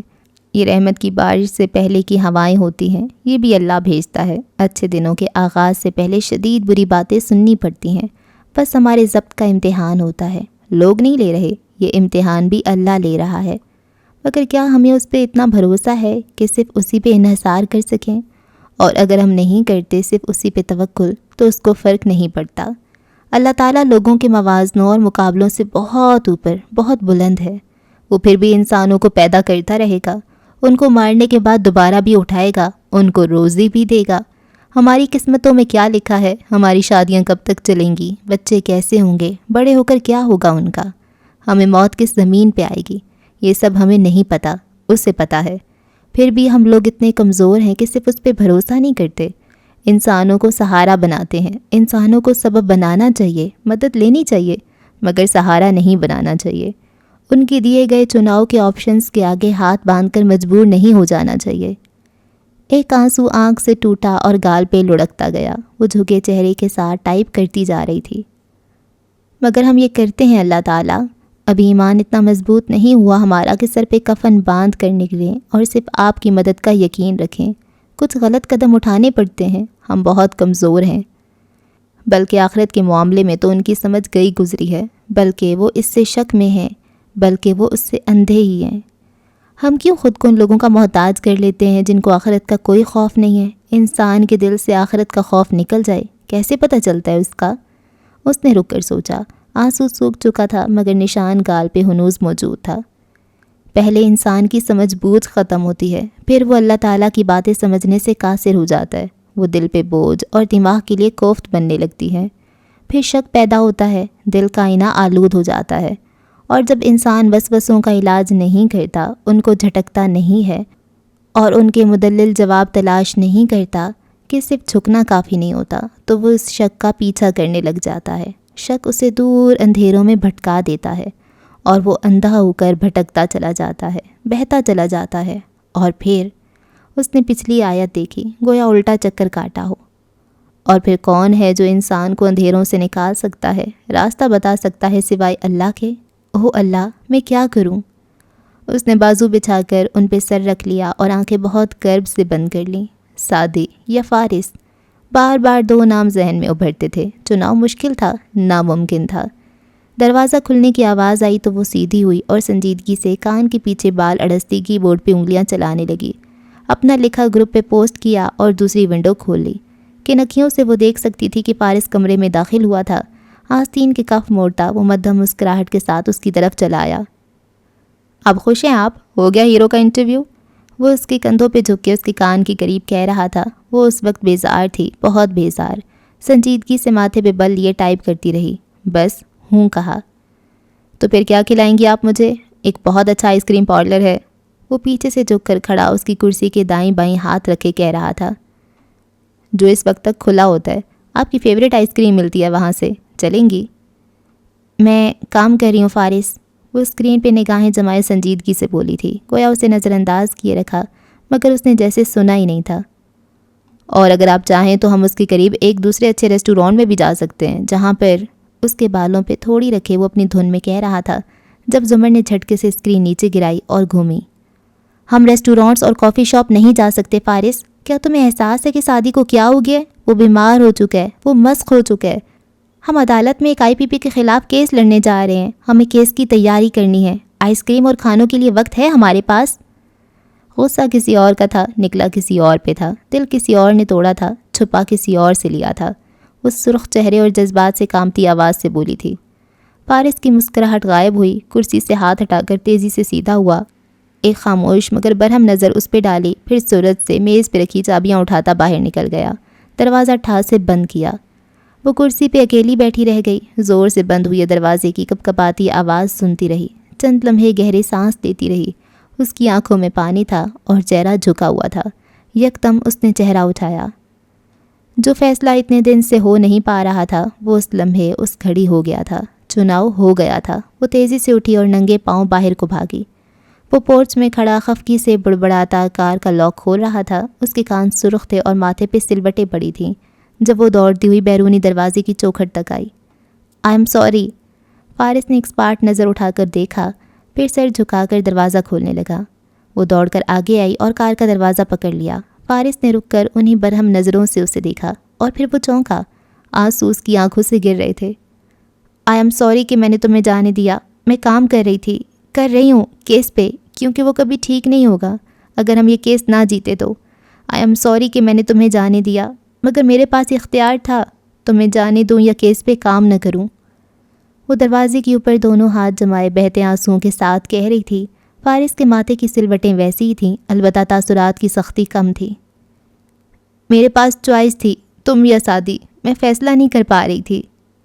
تاروں جیسے آنسو ٹوٹ ٹوٹ کر اس کی گردن پہ لڑک رہے تھے. موٹی خوبصورت گھنگریالی لٹوں کے حالے میں اس کا زرد چہرہ بہت دکھی لگتا تھا. فارس کی پیشانی کی شکنیں کم ہوتی گئیں. میں تمہیں نہیں جانے دے سکتی, میں شادی کو بھی واپس لانا چاہتی ہوں. میں ایک وقت میں ایک کا چناؤ کر سکتی تھی. فارس نے ترہم سے اسے دیکھا. زمر, تم لوگ خواہ مخواہ اتنا خوار کر رہے ہو خود کو. ٹرائل کبھی نہیں چلے گا, 1 سال سے پہلے تو شروع نہیں ہوگا. ہاشم کبھی کیس نہیں چلنے دے گا. مگر وہ نہیں سن رہی تھی. میرے پاس چناؤ کا اختیار تھا, مگر فارس, میں تمہیں نہیں چنوں گی. وہ نفی میں سر ہلا کر کہہ رہی تھی. اس کی بھیگی آنکھیں زخمی تھیں. کیونکہ تم میرے ہو, جو میرا ہے وہ میرا رہے گا. میں تمہیں نہیں چنوں گی کیونکہ کوئی بھی تمہیں مجھ سے دور نہیں کر سکتا. اس کے چہرے کی آخری شکن بھی جاتی رہی. گہری سانس لے کر وہ اسے دیکھے گیا. تو کون تمہیں مجھ سے دور کر رہے سوائے تمہارے اپنے؟ اور میں شادی کو بھی نہیں چن رہی. وہ اسی طرح روتی ہوئی کہہ رہی تھی. میں کیوں چنوں اس کو؟ میں مجبور نہیں ہوں, میرے ہاتھ بندھے ہوئے نہیں ہیں. میں کسی انسان کے سامنے مجبور نہیں ہوں. انسان اندھیروں میں راستہ نہیں دکھا سکتے. میں نے اپنا چناؤ کر لیا ہے. ہتھیلیوں کی پشت سے گال رگڑتی ہوئی اس نے چند گہرے سانس لے کر خود کو سنبھالنا چاہا. آنسو پھر بھی ابل رہے تھے اور ناک اور گال گلابی پڑ رہے تھے. میں فارس کو نہیں چنوں گی, میں شادی کو نہیں چنوں گی, میں زمر کو چنوں گی, میں خود کو چنوں گی. اٹھی گردن اور مضبوط آواز سے وہ چہرہ صاف کرتے ہوئے بولی تھی. میں وہ کروں گی جو زمر کو کرنا چاہیے. ظلم زمر کے ساتھ بھی ہوا ہے. سب اپنی زندگی شروع کر سکتے ہیں سوائے میرے. زمر کو انصاف چاہیے. یہ صرف شادی کے لیے نہیں ہے, یہ زمر کے لیے بھی ہے. مجھے بھی اس وقت تک سکون نہیں ملے گا جب تک میں ان لوگوں کو تباہ ہوتے نہ دیکھ لوں. میں زمر کو چن رہی ہوں اور زمر بہت اچھی اداکارہ ہے. اب کہ وہ آنکھیں سکیڑ کر غور سے اسے دیکھ رہا تھا. زمر, اگر کوئی بات ہے تو تم مجھے بتاؤ. ایک دفعہ پہلے بھی تم روتے ہوئے کمرے میں آئی تھیں. تمہیں دمے کا اٹیک ہوا تھا اور تم درختوں کی باتیں کر رہی تھیں. وہ آگے بڑھا اور نرمی سے اس کے ہاتھ تھام لیے. بعد میں عدالت میں تم نے مجھے بتایا کہ اس رات تم نے حقیقت جان لی تھی. میں اب نہیں سمجھ پا رہا کہ کیا ہوا ہے, مگر کچھ ہوا ضرور ہے. مجھے بتاؤ. وہ نرمی سے پوچھ رہا تھا. وہ بھیگے چہرے کے ساتھ مسکرا دی اور نفی میں سر ہلا دیا. میرا ڈپریشن, میرا ذہنی دباؤ بہت بڑھ گیا تھا. مجھے لگتا تھا میں کیس کی وجہ سے تم سے دور ہو جاؤں گی, مگر نہیں. اب کہ وہ دھلے دھلائے چہرے اور گلابی آنکھوں کے ساتھ مسکرا کر بولی تھی. جو میرا ہے وہ میرا رہے گا. مجھے تمہیں نظر انداز یا ناراض کرنے کی ضرورت نہیں ہے. ہم اچھی امید اور اچھی تیاری کے ساتھ بھی یہ کیس لڑ سکتے ہیں, اور تم جب کہو گے ہم ڈنر پہ بھی جا سکتے ہیں. وہ ہلکا سا مسکرایا. تنے اعصاب ڈھیلے پڑے. وہ جو لمحے بھر کے لیے وہ ڈر گیا تھا کہ کچھ ہوا ہے, وہ وہاں بھی ذہن سے جاتا رہا. اس نے نرمی سے اسے اپنے قریب کیا اور اس کا سر اپنے کندھے سے لگا کر چند لمحے تھپکتا رہا, اور پھر بہت محبت سے دھیرے سے بولا, آئی ہیٹ یو چڑیل. وہ ایک جھٹکے سے الگ ہوئی. بھیگی گلابی آنکھوں میں ایک دم ڈھیر سارا غصہ عود آیا تھا. کیا کہا؟ وہ بے یقین بھی تھی. احمد شفیع نے تمہارا نام چڑیل رکھا تھا. کبھی اطلاع کے کچہری میں بہت سے لوگ تمہیں اسی نام سے پکارتے ہیں, اور میں ہر نماز میں دعا کرتا ہوں کہ اللہ ان نیک لوگوں کو اجر عطا کرے. وہ کار کا دروازہ کھولتا کہہ رہا تھا, اور زمر نے بہت مشکل سے اپنی ہنسی روکی. چہرے پہ خفگی طاری کیے وہ چٹخ کر بولی تھی. اگر تمہیں مجھ سے ذرا سی بھی محبت ہوتی تو تم میرے بارے میں ایسی باتیں کرنے والوں کے دانت توڑ دیتے. آپ کو کس نے کہا کہ مجھے آپ سے محبت ہے؟ میں نے تو آپ کی دولت کے لیے آپ سے شادی کی تھی. دولت سے یاد آیا, میرے پیسے کہاں ہیں؟ ہاں.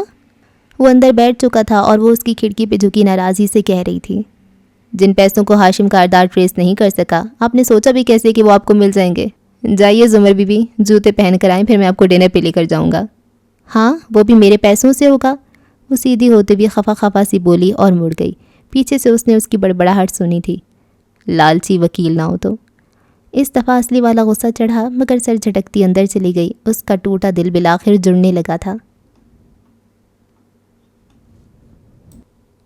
خوابوں کے چاند ڈھل گئے, تاروں کے دم نکل گئے, پھولوں کے ہاتھ جل گئے, کیسے یہ آفتاب تھے. وہ صبح پگھلے سونے کی سی حدت لیے ہوئے طلوع ہوئی تھی۔ سورج کی ترچھی کرنیں کثرے کاردار کے ستونوں سے ٹکرا کر پلٹ رہی تھیں۔ اندر اونچی کھڑکیوں سے چھن کر آتی روشنی نے ڈائننگ ہال کو منور کر رکھا تھا۔ سربراہی کرسی پہ ہاشم بیٹھا ناشتہ کر رہا تھا۔ نوشرواں ہنوز کمرے میں بند تھا۔ اس کا ساتھ دینے کو دائیں ہاتھ جواہرات بیٹھی تھی۔ جانے دونوں کی کرسیوں کی جگہ کب بدلی تھی، مگر جواہرات نے اعتراض نہیں کیا تھا۔ جانتی تھی کہ اب خاندان کی ڈرائیونگ سیٹ پہ وہ نہیں تھی، مگر وہ مطمئن تھی۔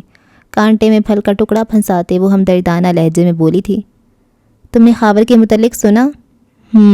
اس نے سر ہلایا۔ اس کے بیٹے کا فون آیا تھا، میں مالی طور پہ مدد کرتا رہوں گا اس کی فیملی کی کچھ عرصے تک۔ تمہارا بڑا ظرف ہے ہاشم، اس نے جھرجھری لی۔ وہ خاموشی سے کھاتا رہا تو وہ ذرا پینترا بدل کر بولی، مگر جو بھی ہے مجھے بہت افسوس ہوا اس کا سن کر۔ اپنے کیے کا پھل ملا ہے۔ اس نے سر جھٹکا تھا، پھر نیپکن رکھتا اٹھ کھڑا ہوا۔ جواہرات نے گردن اٹھا کر اسے دیکھا۔ وہ آفس کے لیے تیار لگ رہا تھا۔ ٹائی، کف لنکس سب اپنی جگہ پہ تھے۔ ٹرائل کا کیا بنے گا؟ کوئی ٹرائل نہیں چلے گا ممی، ایک ایک پیشی کے لیے ترساؤں گا انہیں۔ موبائل اسکرین پہ انگلی پھیرتے وہ ساتھ سے نکل کر چلا گیا۔ جواہرات نے طمانیت کا گہرا سانس لیا اور مسکرا کر جوس لبوں سے لگا لیا۔ خاور کا باب تو ختم ہوا۔ چند میل دور اس پرشکوہ عمارت کے ایک وسیع آفس میں ہارون عبید اپنی مخصوص کرسی پہ براجمان تھا۔ ٹیک لگا کر بیٹھے، گال تلے انگلی رکھے وہ محظوظ نظروں سے سامنے بیٹھی زمر کو دیکھ رہے تھے، جس کی گردن اٹھی ہوئی تھی اور چپتی ہوئی نظریں ان پہ جمی تھیں۔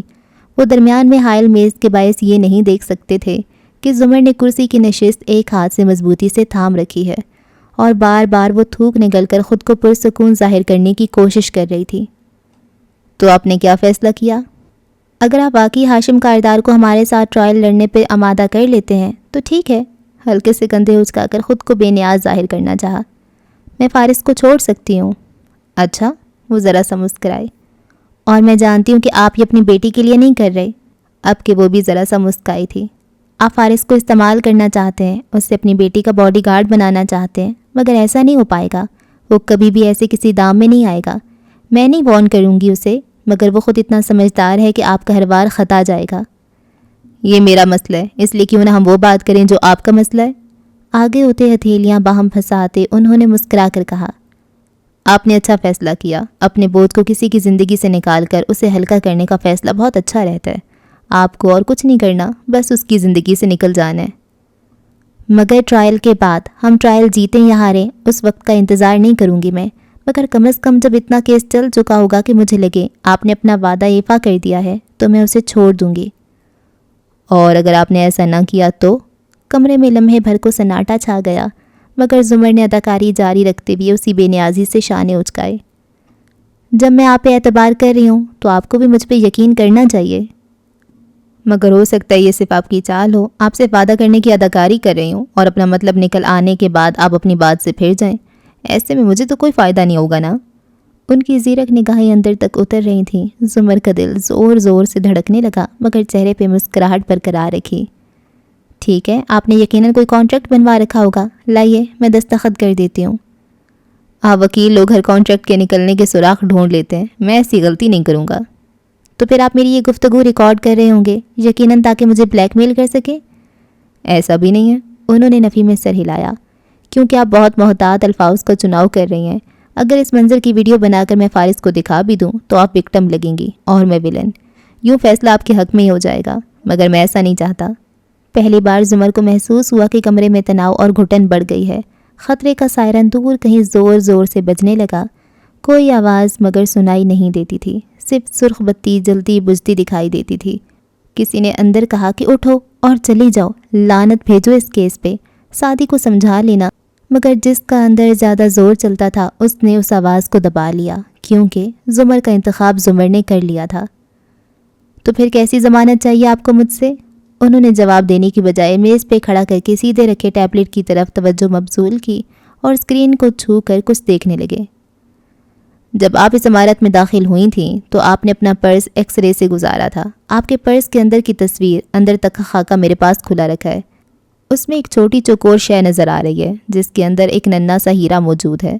یہ تصویر چونکہ پرس کا ایک رے امیج ہے، یہ صرف ایک خاکہ دے سکتا ہے، مگر میں جانتا ہوں کہ وہ ہیرا اس نوز پن کا ہے جو کسی زمانے میں فارس غازی نے آپ کو دی تھی۔ کرسی کی نشست پہ جمے اس کے ہاتھ نے زور سے لیدر کو بھینچا. اس کے کندھے قدرے سیدھے ہوئے, لب پھڑپھڑائے, آنکھوں میں استعجاب ابھرا. اور جب آپ کو یہ معلوم ہوا تھا کہ یہ گفٹ دینے والا فارس تھا تو آپ غصے سے گھر چھوڑ کر جنگل کی طرف نکل گئی تھیں. اس دن کے بعد سے آپ نے اس کو نہیں پہنا. حیران مت ہو, کچھ تو معلومات ہو نا میرے پاس بھی. یقیناً یہ میرے ملازم نے کاردارز کے گارڈ کو بتایا ہوگا. سب نوکروں کو خبر ہو گئی تھی اس رات, اور ملازم کانوں کے جتنے پکے ہوتے ہیں زبان کے اتنے ہی کچے ہوتے ہیں. خیر, آپ اس نوز پن کا ذکر کیوں کر رہے ہیں؟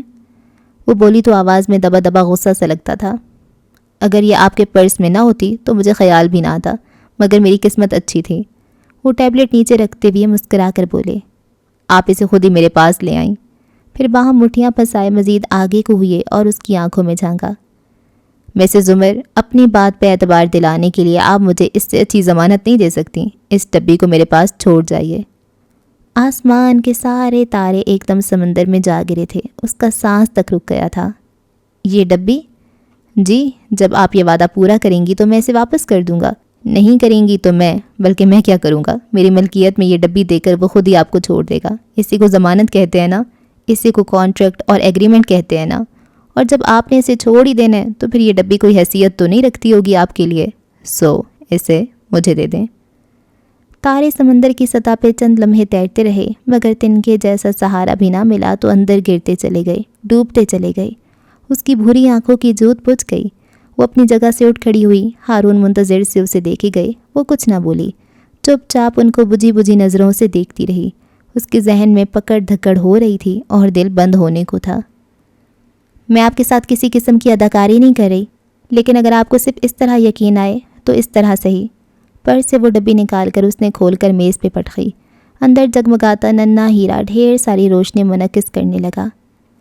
یہ لیجئے, اگر آپ نے اپنا وعدہ پورا نہ کیا تو میں ہاشم کو بتا دوں گی کہ آپ کی بیٹی میرے شوہر کے لیے کیا جذبات رکھتی ہے, اور جب اسے پتہ چلے گا تو وہ اس کا کیا حشر کرے گا. آپ کو معلوم ہے, اب آپ بھی پیچھے نہیں ہٹیں گے. اس پاٹ لہجے میں کہہ رہی تھی. ہارون واقعی چونکے تھے, اس کے الفاظ پہ نہیں, اس ڈبی کو دیکھ کر. پھر انہوں نے ایک صراحتی نظر زمر پہ ڈالی, گویا وہ امتحان میں پاس ہو گئی تھی. وہ بہت جلد خود آپ سے کہے گا کہ اسے یہ کیس لڑنا ہے, یہ میرا وعدہ ہے, اسی میں ہم سب کا فائدہ ہے. زمر نے پرس اٹھایا اور ایک کٹیلی نظر ان پہ ڈال کر باہر نکل گئی. دروازہ زوردار آواز سے بند کیا تھا. باہر راہداری میں چلتے ہوئے اس نے بدقت ابلتے آنسو روکنے چاہے, مگر وہ نہیں رکے. قطرے ٹپ ٹپ چہرے پہ لڑکنے لگے. اس نے رک کر دیوار کا سہارا لیا, گویا خود کو ڈھہ جانے سے روکا, بچایا ہو. کچھ کھو دیا تھا اور اب دل ڈوب ڈوب کر ابھرتا تھا. چند گہرے سانس لیے, چند آنسو پیے اور پھر دوبارہ سے چلنے لگی. اب کی دفعہ آنکھوں کی جوت بجھ چکی تھی, مگر چال ویسی ہی تھی, محتاط سی. ذرا سی پھسلن گرا سکتی تھی اور اسے اب کوئی غلطی نہیں کرنی تھی. چند میل دور ہاشم کے آفس کے باہر کھڑی آبدار نے موبائل پہ آیا پیغام دیکھ کر واپس پرس میں ڈالا. پھر جی کڑا کر چلتی ہوئی دروازے کے قریب آئی. اس کا دل زور زور سے دھڑک رہا تھا, مگر وہ خود کو سنبھالے ہوئے تھی, پرسکون رکھنے کی کوشش کیے ہوئے تھی. دروازے کا ہینڈل پکڑتے ہوئے وہ زیر لب بڑبڑائی. اتنا بڑا خطرہ مول لے لوں کیا؟ پھر سر جھٹکا اور اداسی سے مسکرائی. وہ تمہارے لیے ایسا کبھی نہیں کرے گی فارس. اور پھر اندر داخل ہو گئی. آفس ابھی خالی تھا اور حلیمہ کے بقول ہاشم کے آنے میں آدھا گھنٹہ تھا. آبدار کو اب آدھا گھنٹہ ادھر بیٹھ کر اس کا انتظار کرنا تھا. مجھے آپ کو کچھ بتانا ہے, حنین یوسف نے اس صبح اس سے یہ کہا تو جواب میں فارس نے سر ہلا کر کہا تھا. مجھے بھی تمہیں کچھ بتانا ہے. وہ دونوں مور چال کے پورچ میں کھڑے تھے اور وہ باہر جانے کی تیاری میں تھا. میں جانتی ہوں آپ کو خاور کے بارے میں بتانا ہے, میں بھی وہی بتانا چاہ رہی ہوں. وہ چمکتی آنکھوں اور مغموم مسکراہٹ کے ساتھ بولی تھی. اس کا ایک بیٹا ہے جو اب واپس اپنی ماں اور دادی سمیت خاور کے گھر آ کر رہنے لگ گیا ہے. میں نے اس کو سب کچھ بتا دیا ہے, اس کے باپ نے کیا کیا اور کن کے لیے یہ سب کیا. اس کا دل بدل گیا ہے اپنے باپ کے لیے, اور کسی شخص کے لیے اس سے بڑی سزا کیا ہوگی کہ اس کی اولاد کا دل بدل جائے اس کے لیے. میرا خیال ہے آپ کو. وہ زور سے تیز تیز بول رہی تھی. قریباً گھنٹے بعد وہ اس بنگلے کے ڈرائنگ روم میں بیٹھا تھا, جینز اور شرٹ میں ملبوس. وہ ٹانگ پہ ٹانگ جمائے سنجیدگی سے ادھر ادھر دیکھ رہا تھا. عجیب خاموشی کمرے میں حائل تھی. سامنے بیٹھا نو عمر لڑکا خاموش تھا. وہ الجھا ہوا بھی تھا, مگر مقدس خاموشی کو توڑ نہیں پا رہا تھا. دفتن چوکھٹ پہ آہٹ سی ہوئی. وہ دونوں اس طرف دیکھنے لگے. ایک عورت پہلے نمودار ہوئی، اس کے دونوں ہاتھ ایک ویل چیئر کی پشت کو تھامے ہوئے تھے جس کو دھکیلتی ہوئی وہ اندر لا رہی تھی۔ فارس کی نظریں وہیں جم گئیں، وہ بس اسے دیکھتا رہا۔ وہ خاور تھا، اس کا اکڑا ہوا فالج زدہ جسم ویل چیئر پہ رکھا تھا، گویا اس میں روح نہ ہو۔ گردن ترچھی منجمد سی تھی اور چہرے پہ آکسیجن ماسک چڑھا تھا، ساتھ چند نالیاں بھی جڑی تھیں۔ اس کے ہونٹ ٹیڑے میڑے سے ہو کر ایک زاویے پہ جم گئے تھے اور آنکھیں صرف وہی حرکت کرتی تھیں۔ ان کی سیاہ گیندیں گھوم گھوم کر فارس کے چہرے سے آ ٹکراتی تھیں، ان میں بے بسی تھی، خوف تھا، دکھ تھا۔ کیا ان کی بہتری کی کوئی امید ہے؟ اس نے سادگی سے لڑکے کو مخاطب کیا۔ لڑکے نے افسوس سے نفی میں سر ہلایا۔ ان کا جسم مستقل طور پہ مفلوج ہو چکا ہے، ہاتھ کی صرف ایک انگلی ہلا سکتے ہیں، ایک دفعہ ہلائیں تو مطلب ہے ہاں، 2 دفعہ تو نہ۔ بول بھی نہیں سکتے، بس دیکھ سکتے ہیں، روتے بہت ہیں آوازوں سے، مگر الفاظ نہیں نکلتے۔ ڈاکٹرز کہتے ہیں کہ قدرتی فالج اٹیک ہے اور ایسی صورت میں ہمیں اب سمجھوتا کرنا پڑے گا، وہ دبی آواز میں بتا رہا تھا۔ فارس بس گردن موڑے اسے دیکھتا رہا جو سمٹا سمٹا سا ویل چیئر پہ پڑا تھا، زرد بے جان چہرہ، بے حد گرا ہوا وزن، ہڈیوں کا ڈھانچہ سا انسان۔ اس کی بھیگی نظریں فارس پہ جمی تھیں۔ بہت سے ماہ و سال دونوں کے درمیان فلم کی طرح چلنے لگے تھے۔ بول نہیں سکتے تو کیا ہوا؟ سن تو سکتے ہیں نا؟ وہ بہت دیر بعد بولا تھا اور آواز ٹھنڈی تھی، ٹھنڈی اور اسپاٹ۔ جی سن سکتے ہیں، لڑکے نے سر ہلا دیا۔ تو پھر آج کرنل خاور تمہارے ساتھ کچھ سنیں گے، ایک کہانی جو میں سنانے جا رہا ہوں۔ فارس نے نگاہوں کا رخ اس لڑکی کی طرف پھیرا۔ اور میں چاہتا ہوں کہ تم اس کہانی کو ساری زندگی یاد رکھو، جب تک یہ زندہ ہیں تم روز ان کو وہ کہانی سنایا کرو۔ خاور کی آنکھوں سے آنسو گرنے لگے تھے۔ میں سمجھا نہیں، لڑکا اب کے الجھا تھا۔ جب میں شروع کروں گا تو سمجھ جاؤ گے، پھر بتاؤ شروع کروں؟ اس نے اسی سکون اور اطمینان سے پوچھا تھا۔ لڑکے نے اس بات میں سر ہلایا۔ خاور نے بہت کوشش کی کہ وہ چیخے، چلائے، گردن ادھر ادھر مارے، اس کی منت کرے، اسے روکے، روئے، پیٹے، اس کے قدموں میں گر جائے اور اسے منع کرے، میرے بیٹے کو مت بتاؤ، خدارا مت بتاؤ۔ مگر اب اختیار اس کے ہاتھوں سے نکل چکا تھا۔ اور اگر تمہیں کبھی کوئی کہے کہ انسان کی کیے گئے ظلم گھوم پھر کے اس کے پاس ایک دن ضرور لوٹتے ہیں تو یقین کر لینا، کیونکہ ایسا ضرور ہوتا ہے۔ ادھر حنین مور چال کے لاؤنج میں بیٹھی ٹی وی دیکھتی ہوئے ڈرائی فروٹ کھا رہی تھی۔ زمر ابھی ابھی لوٹی تھی اور خاموشی سے ادھر بیٹھی تھی، گویا ذہن کہیں دور الجھا ہو۔ ساتھی لیپ ٹاپ لیے بیٹھا کچھ پوائنٹس کاغذ پہ لکھ رہا تھا، وہ انٹرویو کی تیاری کر رہا تھا۔ دفعتاً حنین اٹھی اور سیڑھیوں کی طرف بڑھ گئی۔ مٹھی میں خشک میوے بھرے، وہ ان کو وقفے وقفے سے کھاتی رہی۔ زینے چڑھتی اوپر آئی، اپنے کمرے کا دروازہ کھولا اور پھر اس کی دل خراش چیخ سب نے سنی تھی۔ زمر اور سعدی کے خیالات ٹوٹے، جیسے ان کو ہوش آیا، وہ دونوں اوپر کی طرف بھاگے۔ حنین کیا؟ چوکھٹ تک آتے ہوئے سعدی کے الفاظ ٹوٹ گئے۔ کمرے کی حالت بتا رہی تھی کہ کیا ہوا تھا۔ ہر شے بکھری ہوئی تھی، الماریاں دراز کھلے پڑے تھے، جوتوں والے خانے سے سارے ڈبے نکلے ہوئے تھے، لاک والی دراز میں چابی لگی تھی اور وہ کھلا تھا۔ حنین حواس پاختہ سی کھڑکی میں کھڑی تھی، شل ہکا بکا، کھڑکی بھی پوری کھلی تھی۔ ہنا تم ٹھیک ہو؟ کیا ہوا؟ زمر نے بے اختیار اسے کندھوں سے تھاما اور اس کا چہرہ اپنی طرف گھمایا۔ وہ میرے سامنے کھڑکی سے کودا اور وہ شخص یہ ابھی تک گردن موڑے باہر دیکھ رہی تھی، اور اس نے دیوار پھاند لی۔ کون تھا؟ سعدی تیزی سے بالکنی میں بھاگا تھا۔ وہ ایک آدمی تھا، اس نے سرخ مفلر لپیٹ رکھا تھا اور اس کے لمبے بال تھے اور چھوٹا سا قد تھا، وہ سفید چہرے کے ساتھ ٹوٹے پھوٹے الفاظ میں بتانے لگی۔ سعدی واپس اندر آیا اور سیڑھیوں کی طرف لپکا، اسے نیچے جا کر اس آدمی کو پکڑنا تھا۔ کیا کر رہا تھا وہ یہاں؟ بتاؤ حنین۔ اس کے ہاتھ میں میرا میموری کارڈ تھا، وہ علیشہ والا میموری کارڈ لے کر چلا گیا۔ اللہ میرے! حنین نے سر دونوں ہاتھوں میں تھام لیا۔ زمر نے بے ساختہ کھلی دراز کو دیکھا، اسے زور کا چکر آیا تھا۔ میرے پاس تو اس کی کاپی بھی نہیں ہے زمر، اب کیا ہوگا؟ زمر نے ڈھال سی کاؤچ پہ گر سی گئی۔ اب کیا ہوگا؟ کسرے کاردار کے برآمدے کی اونچے ستونوں پہ دھوپ کی پہلی کرنیں گرتی نظر آ رہی تھیں۔ ہاشم موبائل دیکھتا زینے اترتا نیچے آ رہا تھا۔ اس کی کار سامنے منتظر سی کھڑی تھی۔ شوفر دروازہ کھولے ہاتھ باندھے کھڑا تھا۔ وہ جیسے ہی کار کے قریب آیا، ایک گارڈ سامنے سے تیز تیز چلتا اس طرف آتا دکھائی دیا۔ سر، اس نے عجلت میں پکارا۔ ہاشم نے نظر اٹھا کر اسے دیکھا۔ کیا ہے؟ ایک ملاقاتی آپ کے لیے، ان کا کہنا ہے آپ ان سے واقف ہیں، سو ان سے مل لیں۔ اسی وقت؟ اس نے نخوت سے ابرو اٹھائی، مگر پھر وہ ٹھہر گیا۔ گارڈ کے پیچھے آتے ذی نفس کو وہ پہچان گیا تھا۔ پاسپورٹ، انجان کالز، بہت سی کڑیاں ایک ساتھ ذہن میں ملی تھیں۔ Hello mister Kardar.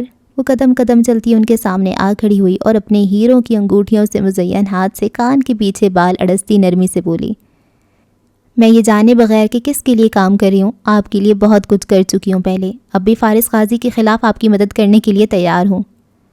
آپ کی تعریف؟ وہ انجان بن کر بولا، البتہ چہرے کی تمام بیزاری اور کلفت غائب ہو چکی تھی۔ مسکرا کر دلچسپی سے وہ اس نوارد کو دیکھ رہا تھا۔ مجھے ڈاکٹر ایمن کہتے ہیں، فارس غازی نے میرا ہسپتال جلایا تھا، اس نے مجھے تباہ کر دیا، تو کیوں نہ ہم مل کر اس سے بدلہ لیں؟ ہاشم کی مسکراہٹ گہری ہوئی۔ تو وہ آپ تھیں، سعدی یوسف کا پاسپورٹ چرانے والی، اور یقیناً پاسپورٹ کے علاوہ بھی بہت کچھ ہوگا آپ کے پاس۔ مسکرا کر اس بات میں سر ہلاتا وہ کہہ رہا تھا، وہ آپ تھیں، ہے نا؟ اوکے جی، اس ایپیسوڈ کو یہاں پہ ختم کرتے ہیں۔ اور یہ ایمن صاحبہ کہاں سے آ گئی؟ لیکن ایمن کا راز تو ان کے پاس ابھی بھی ہے۔ وہ اس کا جو بیٹا ہے ایمن کا پہلا، تو وہ اس کے بہنوئی کے ساتھ کا تھا نا، ہے نا؟ ایسی کوئی بات تھی نا؟ تو یہ پھر کیسے ان سے بدلہ لے سکتی ہے؟ اس کو تو خاموش رہنا تھا، یا پھر اس کے اندر اتنا غصہ ہے کہ یہ بدلہ لینا چاہتی ہے، یا پھر اس کو فارس نے بھیجا ہوگا۔ فارس میرے خیال سے اب کوئی سازش نہیں کر رہا، یا کر رہا ہے، کیونکہ کچھ تو ہو رہا ہے اور بھی۔ اور وہ پاسپورٹ والا بندہ کون تھا؟ اور یہ پھر وہی تھی۔ اور وہ میموری کارڈ کیسے، کس کو پتہ ہے کہ ان کے پاس میموری کارڈ ہے؟ یہ تو صرف علیشہ کو پتہ تھا، اور ان کو پتہ تھا، اور تو کسی کو نہیں پتہ تھا۔ اور احمد شفیع کون نکلا؟ سلطان نکلا، اس نے خاور سے بدلہ لینا تھا، اور وہ اس نے لے لیا۔ لیکن احمد شفیع کو تو ان سے بھی بدلہ لینا چاہیے نا، کیونکہ خاور اس کے بابا کے پیچھے ان کی وجہ سے گیا تھا، تو وہ ان کا غلام بنا ہوا ہے، یا ان سے بھی بدلے اور بھی لے گا ہیں؟ اور زمر کون سی ڈیلنگ کر رہی ہے یار؟ بھئی جو بھی بات ہے، تم نے چلو یہ اگر گیم کھیلنی ہے ٹھیک ہے اداکاری والی، تو فارس کو بتا کے کھیلو نا، تو وہ بھی کہے گا کہ ہاں ٹھیک ہے کر لو ڈیل، اس میں ایسا کیا ہے، کون سا ڈائیورس ہو رہی ہے یا کچھ بھی ہو رہا ہے، صرف ایک زبانی کلامی بات ہی ہے نا کہ میں اس کو چھوڑ دوں گی، آپ کیس چلوا دیں، ہے نا؟ بھئی کیوں نہیں آپس میں بات کرتے؟ حد کرتے ہیں سارے۔ اور کیا ہوا آج کے ایپیسوڈ میں؟ بس یہی ہوا ہے۔ خیر جی، اگلی ایپیسوڈ میں ہوتی ہے ملاقات، رکھیں دعاؤں میں یاد۔ اللہ حافظ۔